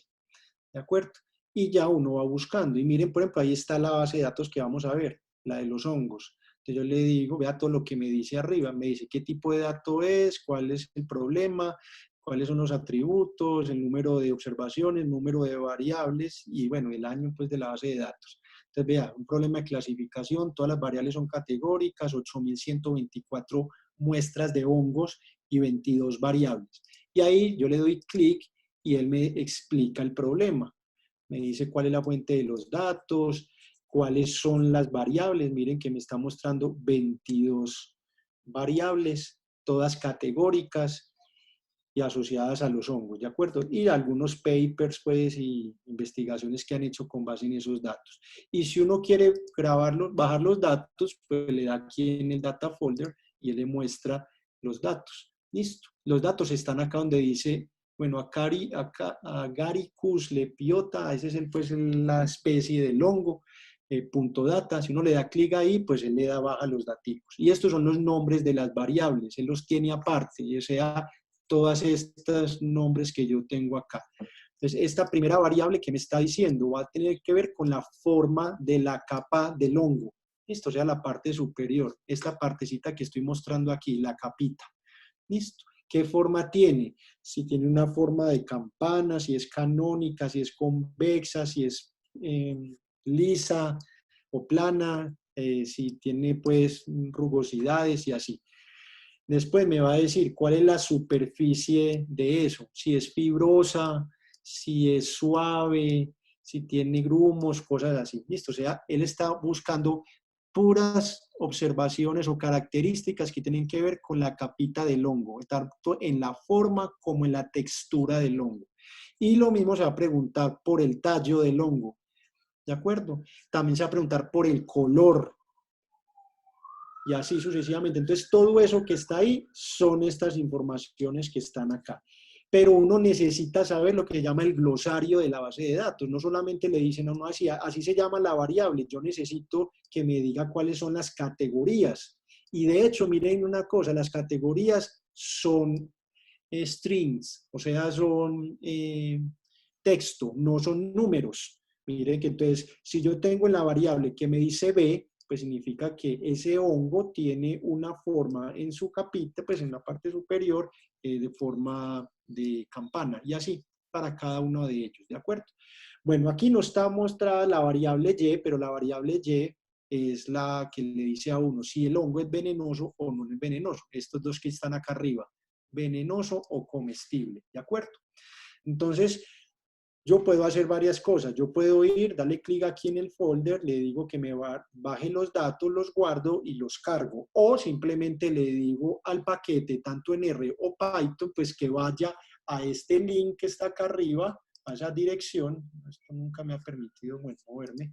A esa dirección y va y me carga los datos. Entonces les voy a compartir. Eso usualmente es lo que hago yo, para no tener que estar bajando datos todo el tiempo. Pues simplemente va a esa dirección y va a cargar los datos. Entonces, primero, borrón y cuenta nueva. Recuerden que este comando que está acá lo que hace es eso. En caso de que yo ya hubiera tenido ahí trabajo o algo, entonces tendría aquí variables, tendría aquí gráficos, ayudas, aquí tendría resultados. Entonces, eso me limpia toda la memoria del RStudio. ¿Listo? Entonces, ahí lo ejecuté, ya todo está. Después vamos a definir una semilla, pues para que todos tengamos el mismo resultado en los computadores, ¿de acuerdo? Y ya lo que hago es importar la base de datos. Entonces yo le digo que léame un archivo separado por comas, ¿cierto? Valores separados por coma, vaya y vea que estoy utilizando otro comando que llama el URL, esa es la dirección. Entonces él va y carga, va a esa dirección que le estoy definiendo ahí entre comillas, todo eso que está ahí hasta acá. Miren que esa es la base de datos .data. Todo eso que está ahí era ese link, esa parte superior que yo tenía ya en el Chrome, ¿de acuerdo? Y ojo, tiene que estar entre comillas la ruta. O sea, aquí ya no va a ser la ruta en el computador, sino la ruta en la web, ¿de acuerdo? Y hay que darle el encabezado falso. ¿Por qué? Porque es que los datos vienen sin encabezado. Por eso él tiene dos archivos. Uno donde están los datos, que es este primero, y otro donde están los nombres. ¿De acuerdo? Entonces es mejor decirle falso para que no se venga con nada ahí contaminado. Y eso lo guardo en un nombre que se llama dataset. Ahí va a estar la base de datos original. Después me traigo los nombres de las variables, pues porque yo necesito darle nombres a las variables, que son esos que ya les acabo de mostrar en la página de internet, ¿de acuerdo? Entonces lo mismo. Y hay un comando que llama readLines, o sea, él va a leer ese archivo de nombres que yo tengo acá, ahorita los voy a mostrar. Y después ya me traigo los nombres. Entonces, primero corramos. Ahí me importó los datos. Ahí, ¿qué está haciendo? Se está conectando a la página de internet y me está cargando los datos. Por eso ahí está cargando, miren, porque son bastanticos. Ya, ahí que importó, miren la base de datos. 8.124 observaciones, 23 variables. Si le doy clic ahí, esa es la base de datos mía, ¿de acuerdo? Entonces vean que tengo filas 8.124, columnas 23 y tengo que mirar quién es esta primera variable, esta segunda y así sucesivamente. ¿Eso quién me lo define? El archivo de los nombres que les digo. Ahora, miren una característica de esta base de datos. Vean que no hay datos numéricos, todos son letras. ¿De acuerdo? La letra me define pues la categoría de esa variable. Entonces necesito saber qué son cada una de esas letras, por eso es importante tener siempre a la mano el glosario de la base de datos. Y esta primera variable que está acá va a ser la variable Y, o sea, mi variable objetivo, mire que tiene dos posibles valores, P de venenoso, E de comestible, pero uno lo tiene que saber, ahí yo porque se los digo, ¿cierto? Pero esa P y esa E, si uno le mandan esa base de datos, uno no sabe ni, no tiene ni idea qué significa cada una de esas letras. Miren algo importante también del RStudio, si uno separa ahí donde dice variable 1, vea lo que me está diciendo. Esa primera columna es una columna factor. Cuando dice factor en RStudio significa que esa variable es categórica. ¿Listo? O sea, es de clases. ¿Cuántas clases tiene? Miren que él me está diciendo 2 niveles. ¿Listo? O sea, 2 valores. La segunda columna también es una variable factor, o sea, una variable, en este caso ya es multinomial porque tiene más de 2 niveles, en particular tiene 6.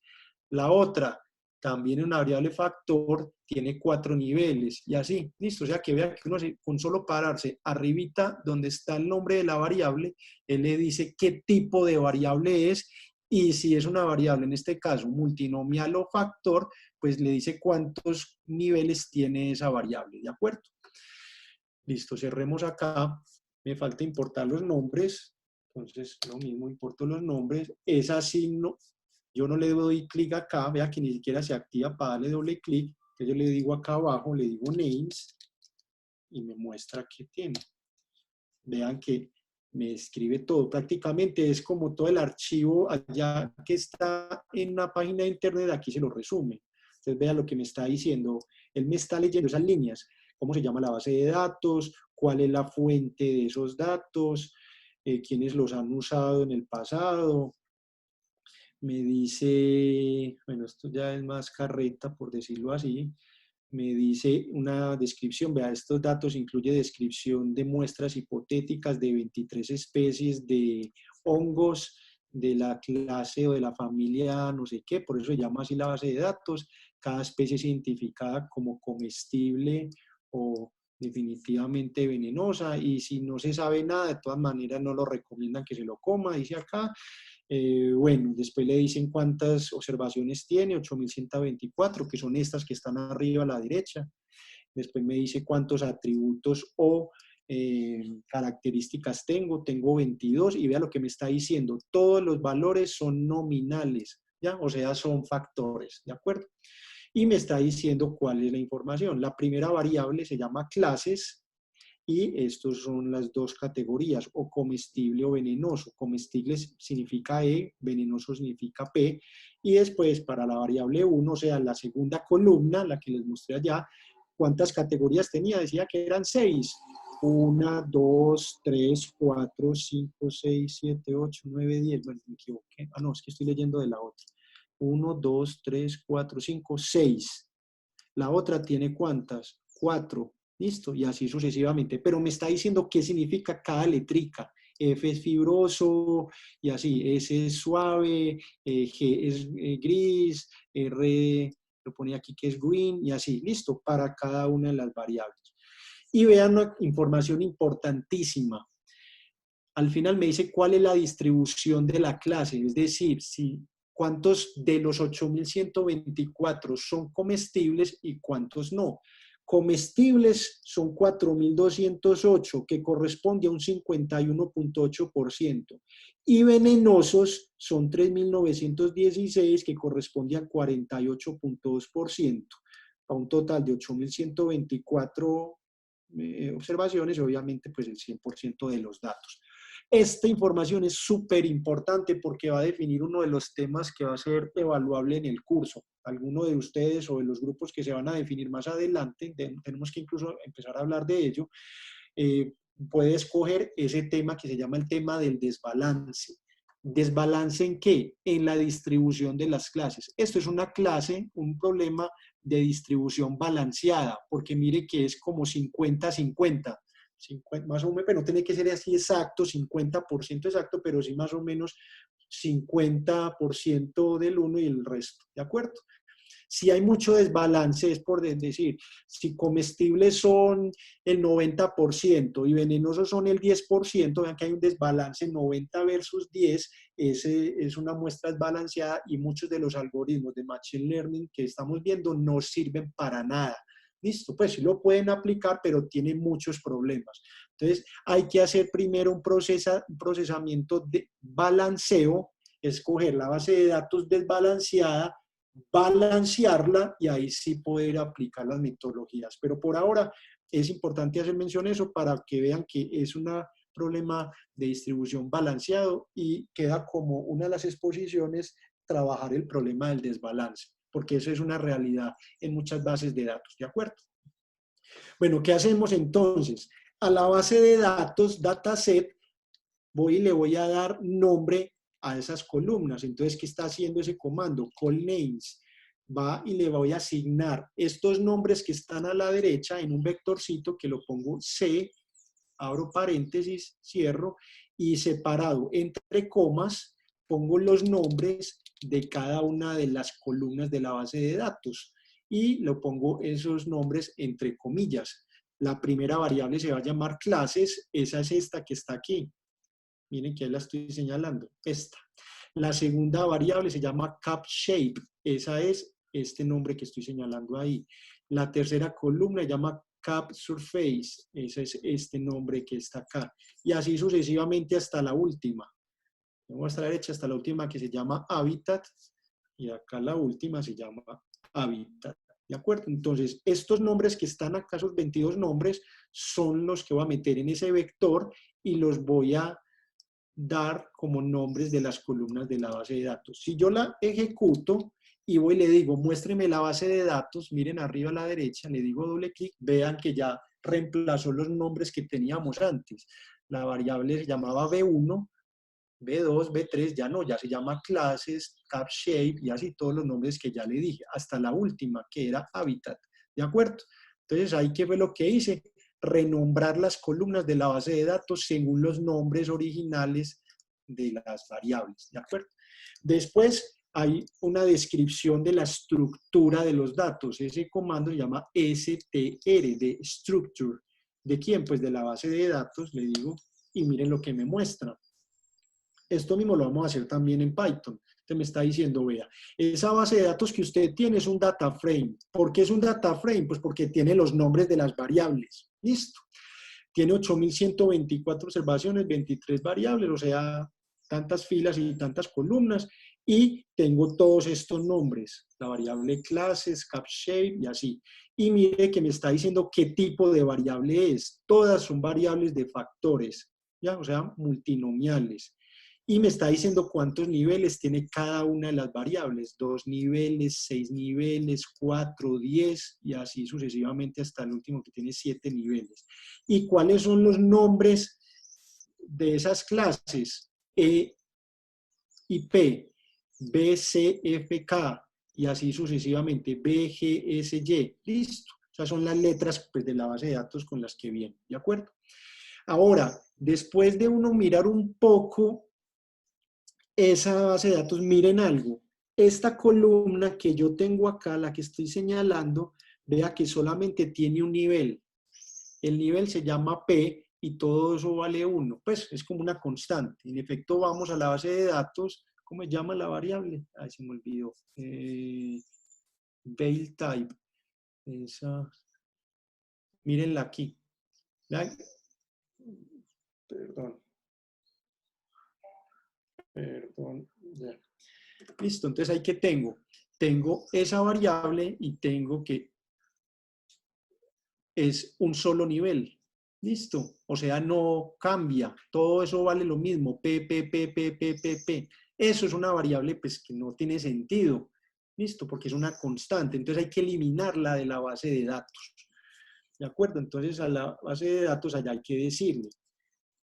Entonces voy a renombrar el mismo nombre, ¿cierto? Para no tener que llenarme de bases de nombres diferentes. Dataset. Permítanme que me está sonando este teléfono. Mamá, estoy en clase, ahorita hablamos.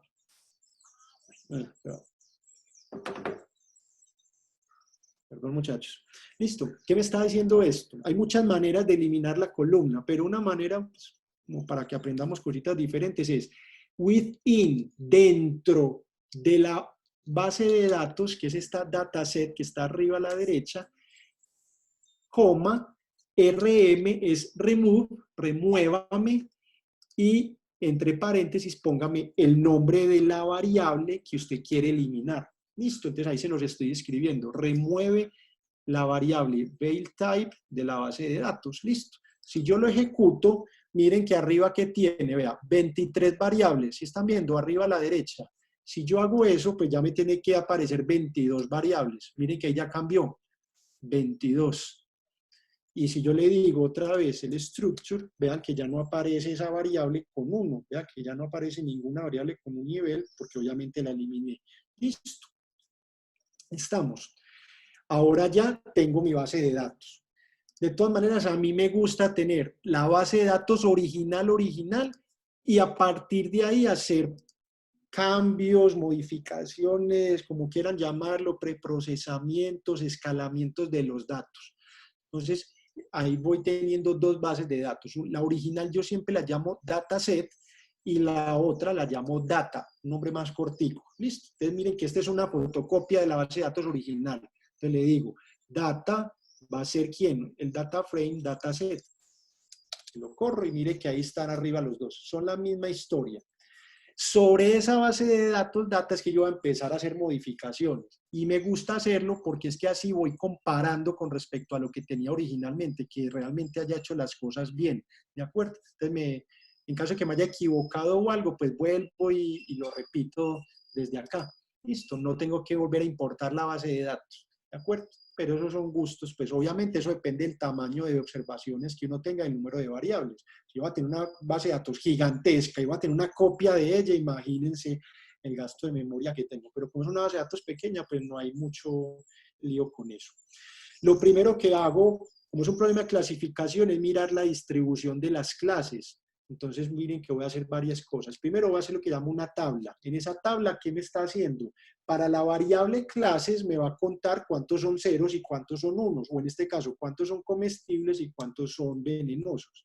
Entonces miren, vaya a la base de datos data, a la variable clases y hágame la tabla. Si yo corro este pedacito, miren que es algo bueno del R. Si usted señala ese pedacito y lo ejecuta, es lo que yo tengo abajo. Miren lo que apareció. Comestibles son 4.208 y venenosos 3.916. Eso era lo que habíamos visto por allá al principio. Mírenlos acá, 3.916 y 4208. ¿De acuerdo? Y si eso lo divido por el número de filas, ese es el comando nrow, número de filas de la base de datos, si yo lo corro solito, pues miren que son las 8.124.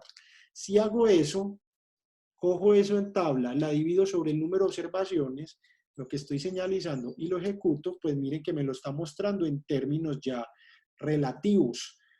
Y si lo multiplico pues por 100, pues me da ya en porcentaje, listo. Entonces, esa va a ser una tabla, yo la guardo aquí en T, redondeo en 3 decimales, ese round es que me redondee esos resultados que están aquí en 3 decimales. Si yo lo ejecuto y le digo que me lo muestre, pues ahí me está mostrando. O sea, este va a ser el 0.51 y el 0.48, o en otras palabras, el 51.8% y el 48.2%, que eran los valores que él me había definido por acá. Vean, 51.8 y 48.2. ¿Eso para qué? Porque puede que, en general a uno cuando le pasan una base de datos no le dan esto. Uno le dan los datos, le dicen cuál es el nombre de las variables, pues de pronto, pues obviamente le tienen que dar el glosario, qué significa cada cosa, una descripción de la base de datos, pero no le van a decir a uno la distribución de las clases. Eso que yo estoy haciendo ahí es precisamente eso. Quiero mirar, como es un problema de clasificación, lo primero que ustedes tienen que hacer, muchachos, es mirar la distribución de esas clases para ver si hay balance. ¿De acuerdo? Y después, bueno, esto ya simplemente me dio por renombrarlo. Simplemente a la primera columna le digo que es comestible, a la segunda que es venenoso, porque eso ya pues lo sé. Y le digo, pues ahí, eso es lo que yo tengo, comestibles y venenosos. ¿De acuerdo? Y si yo quiero hacer un histograma, pues lo hago. Ese es el histograma, lo corro y miren lo que tengo allá al lado derecho. Ya, miren que está balanceado. En otras palabras, la altura de la frecuencia relativa de la clase comestible versus la venenosa, miren que hay un desbalance muy pequeño, eso no es nada, pues es prácticamente balanceado. Otra cosa fuera que esta fuera el alto de las comestibles y de los venenosos fuera algo por acá abajo. Listo, o sea, son alturas diferentes. En este caso, las cosas son, ¿cómo se llama? Balanceadas. Una cosa importantísima, de pronto lo voy a mencionar acá, pero con lo que retomo la clase que viene, porque hay que hacerlo. En general a uno, los datos que tenemos, vean, los tenemos acá, son variables que son multinomiales y tienen diferentes niveles. No se recomienda primero, bueno, hay dos cosas. Primero, miren que los valores de las variables son letras. Algunos algoritmos y en algunos paquetes, él permite trabajar con las letras directamente. Pero otros paquetes, por ejemplo Python, no. O sea, hay que cambiar estas letras, volverlos números, primera cosa. O sea que, por ejemplo, esta variable que dice aquí que tiene 6 niveles, en particular tiene 6 letras, esas letras tiene que convertirlas a 6 numeritos, digamos nivel 1, nivel 2 a nivel 6. Esta otra tiene 4 niveles, entonces un nivel 1, nivel 2, nivel 3, nivel 4, y así para cada una de ellas. Y lo otro, uno no mete o no incluye cada una de esas variables o características así como están, en términos bien sea de letras o de números. A partir de acá hay que generar... perdón. Mamá, estoy en clase. Mamá, estoy en clase. Tienen como al revés, ¿no? Listo, entonces ahí está la primera observación. Tengo en esta variable 6 niveles y esos 6 niveles pues tengo que hacer una transformación de esa variable para no incluirla de esa manera. Eso es lo que llamamos nosotros volver binaria cada una de las categorías de esta variable. En otras palabras, si esta variable tiene 6 niveles, a partir de esa variable voy a generar 6 variables nuevas, donde la primera variable va a ser 1 cuando x sea x, ¿cierto? Y 0 al resto. Otra variable que va a ser 1 cuando esta variable valga b y 0 para el resto. Otra variable que es cuando esta variable valga f y 0 para el resto. Otra variable cuando esa variable valga s y 0 para el resto y así sucesivamente. Listo, o sea que miren que de 22 variables, perdón, 21, ¿cierto? Porque miren que la primera variable es la y, de ahí en adelante son las x, realmente tengo 21x. Cada una de estas x se me va a volver en más x, ¿de acuerdo? Y es porque yo necesito que me diferencie para esa variable cuál es la clase que yo estoy teniendo en cuenta, porque así él no es capaz de diferenciar si estoy en una o en la otra, ¿de acuerdo? Si quieren, sí. Y para ese ahí sí no es necesario el balance, ¿cierto? No, para eso no hay necesidad del balance. El balance solamente es para la y. Muy buena pregunta. Listo. Solamente problemas de desbalance, la variable y objetivo. Las x no hay problema si hay desbalance o no. Esa sí es una característica, digamos, con la que vienen los datos. ¿De acuerdo? Pero es muy importante eso, que cuando la variable sea multinomial, ustedes sean conscientes que hay que trabajarle, hay que preprocesar los datos, porque cuando eso generalmente no se lo enseñan a uno en los libros de Machine Learning. Le meten esa variable así, y he visto muchos ejemplos donde meten las variables así como tal. Usted lo podría hacer si quiere hacer predicciones, pero si usted quiere identificar, por ejemplo, esta es la variable olor, hay diferentes tipos de olores, 9 tipos de olores, desde el olor, permítame, yo les digo, el olor anís, bueno, yo no sé mucho aquí, a pescado, picante y así sucesivamente. Miren que hay diferentes tipos de olores, ¿de acuerdo? Entonces, si yo quiero identificar cuál es el olor que me está aportando más a la predicción, si yo meto la variable así completa, de esos 6, 9 niveles que le estoy mostrando, no va a ser capaz de identificar cuál es aquel tipo de olor específico que está aportando a la predicción, ¿de acuerdo? Mientras que si hago lo que les voy a mostrar, entonces él sí es capaz de identificar de los diferentes tipos de olor cuál es, por ejemplo, no sé, aquel que huela a pescado ya es sospechoso de que sea venenoso, ¿de acuerdo? Y entonces, en ese sentido, aporta a la predicción. Entonces, así como los datos vienen, no nos va a servir, necesitamos hacer un preprocesamiento de cada una de esas variables categóricas para generar tantas variables como niveles tenga. ¿De acuerdo? Obviamente eso no lo vamos a hacer a mano. Es como llevarlas a una binomial, Santi, entonces. Pues A que todas una, sean binomiales, porque es multinomial, pero es como exactamente. volverla a una binomial. Exactamente. No sé si de pronto ya algunos están familiarizados con eso en Python, en lo que llaman el one hot encoder. Listo. El one hot es que va a valer 1 cuando tenga esa categoría y 0 para el resto. Entonces hay que codificar todos los datos o darle esa estructura a los datos, ¿de acuerdo?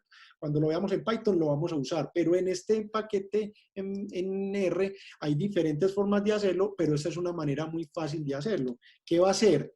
Va a crear una variable indicadora a partir de las características multinomiales. Listo, cuando digo indicadora es esa variable que dijiste que es binaria, o va a valer 1 o va a valer 0 según la categoría de la variable multinomial. ¿Cómo funciona? Va a ser un data frame y le voy a aplicar a la base de datos por columna. Todo eso que estoy diciendo es, vaya a la base de datos dataset por columna. ¿Qué? Y aplique una función, le llamamos así, f de x, donde la x es que todo esto que les estoy diciendo acá, la función es esta, va a ser, y es que la variable va a ser factor, me la vuelva numérica, ¿de acuerdo? O sea, recuerden que la variable tiene nombre, letras, F, M, N, S, P, Q, no, yo qué sé. Primero, ¿qué va a hacer? Me las va a convertir a números. Si quieren, ejecutémosla. La ejecuto y le digo data. Mírenla acá. Vea que ya cambió. Antes teníamos letras, ya tenemos números. ¿De acuerdo? Eso es lo primero que hizo ese comando. Y segundo, lo que va a hacer es esto. Se llama dummy.dataframe. Ese es el comando.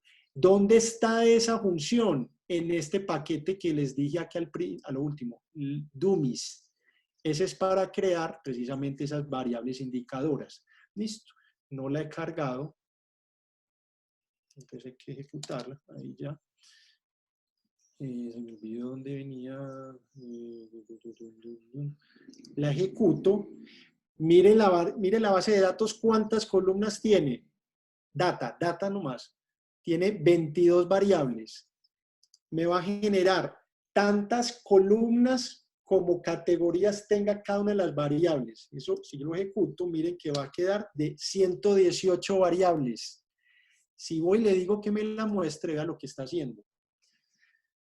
Aquí me generó, para la variable clases, me generó clases 1 y clases 2. Clases 1, pues cuando era, la variable era comestible, era 0, entonces 0 y 1. Y aquí es al revés, 1 si es comestible y 0 si es venenoso. Esto es redundante, pues realmente cuando es de 0 y 1, pues quédese con la original. Entonces ahorita vamos a eliminar cualquiera de las dos. Listo. Pero para las otras que eran multinomiales, ahí sí no.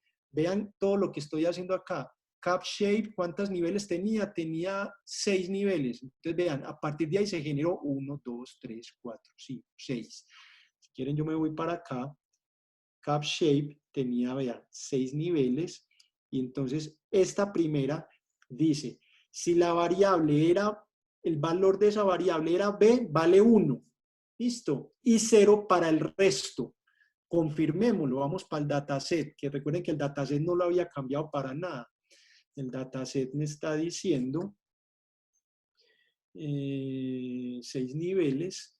Miren que es este, el primer valorcito del CapShape era B. Miren que es la 1, 2, tercera, la tercera observación, ¿cierto? Para esa variable. Entonces aquí me va a reemplazar por 1. y resto para el 0 que sean diferentes de B. Aquí me va a poner 1, aquí me va a poner 1, aquí 0, aquí 1, aquí 0, 0, 1 y así sucesivamente.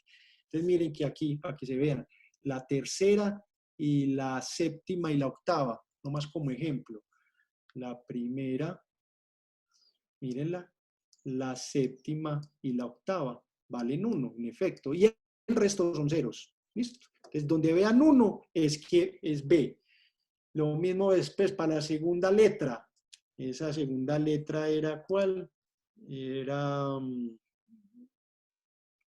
permítanme que aquí se le pegó un poquito. La segunda variable, letra era la letra C. Entonces, donde vale C, vale 1 y 0 en otro caso. Después para la otra que va a generar, donde valga F, vale 1 y 0 para el resto y así. Listo. Entonces, miren que esa variable, la forma de la capa ya se va, que eran de 6 niveles, ya voy a tener asociada a esa variable 6 variables, pero categóricas en términos de ceros y unos, o sea, binarias, y así para cada una. Listo. Entonces, ya con estas variables es que nosotros vamos a trabajar, no con esta que teníamos acá, sino con esta que tenemos acá, ¿de acuerdo? En R lo vamos a hacer, en Python lo vamos a hacer, pero con otro comando. Listo. Listo. Vean lo otro que estoy haciendo. Dentro de la base de datos data, remuévame las clases 1, porque obviamente miren que como esa era binaria, ceros y unos, esta me generó clases 1 y clases 2. Yo tengo que trabajar con una de las dos. Voy a remover la primera. Listo. Si yo remuevo la primera, miren que aquí le estoy diciendo remuévame clases 1. ¿De acuerdo? Entonces lo ejecuto. Y después le hago el renombrar, para que no quede con ese nombre, ese numerito de 2, sino que renombreme la columna 1, por eso lo estoy poniendo así, vaya a la base de datos data, la columna 1, renómbremela con la nombre clases. ¿De acuerdo? Pues si yo lo ejecuto, este ya lo corrí, sí, este lo corro, ya voy acá a data, miren que ya la variable se fue, la clases 1, ya me quedó clases 2, pero clases 2 lo reemplacé con clases, listo. Y esa simplemente es de ceros y unos, donde 1 es venenoso y 0 es comestible, ¿de acuerdo? Cerremos aquí. Bueno, y a mí me gusta de todas maneras, miren que la base de datos original, vean que me dice que es numérica. ¿Sí ven? Donde yo me paro, vean que dice que la columna tiene datos que son numéricos. Entonces yo le digo, no, no son números, realmente son factores. Entonces vaya y aplíqueme a la base de datos data por columna una función que esa función es que sea factor. Entonces si yo lo ejecuto, y ahí sí ya me voy para data, tengo mi base de datos. Esta es con la que yo voy a trabajar. Entonces, ojo, la primera columna contiene la variable objetivo o el target Y, que es la que me dice 1 si es venenoso, 0 si es comestible, y de ahí en adelante tengo puras variables que son factores, vea que ya cambio de numérico a factor, y donde esos factores todos son de 2 niveles, ¿cierto? Donde es 1 si era la letra en particular para esa variable y 0 para el resto, ¿de acuerdo? Y esa va a ser mi base de datos sobre la que yo voy a trabajar. Si quieren, muchachos, dejemos ahí, ya son las 6:04, además que ustedes tienen cosas que hacer, no sé. Entonces, primera pregunta, ¿yo ya les compartí esto o no? No, profe. Listo, entonces aquí apunto, les mando los códigos.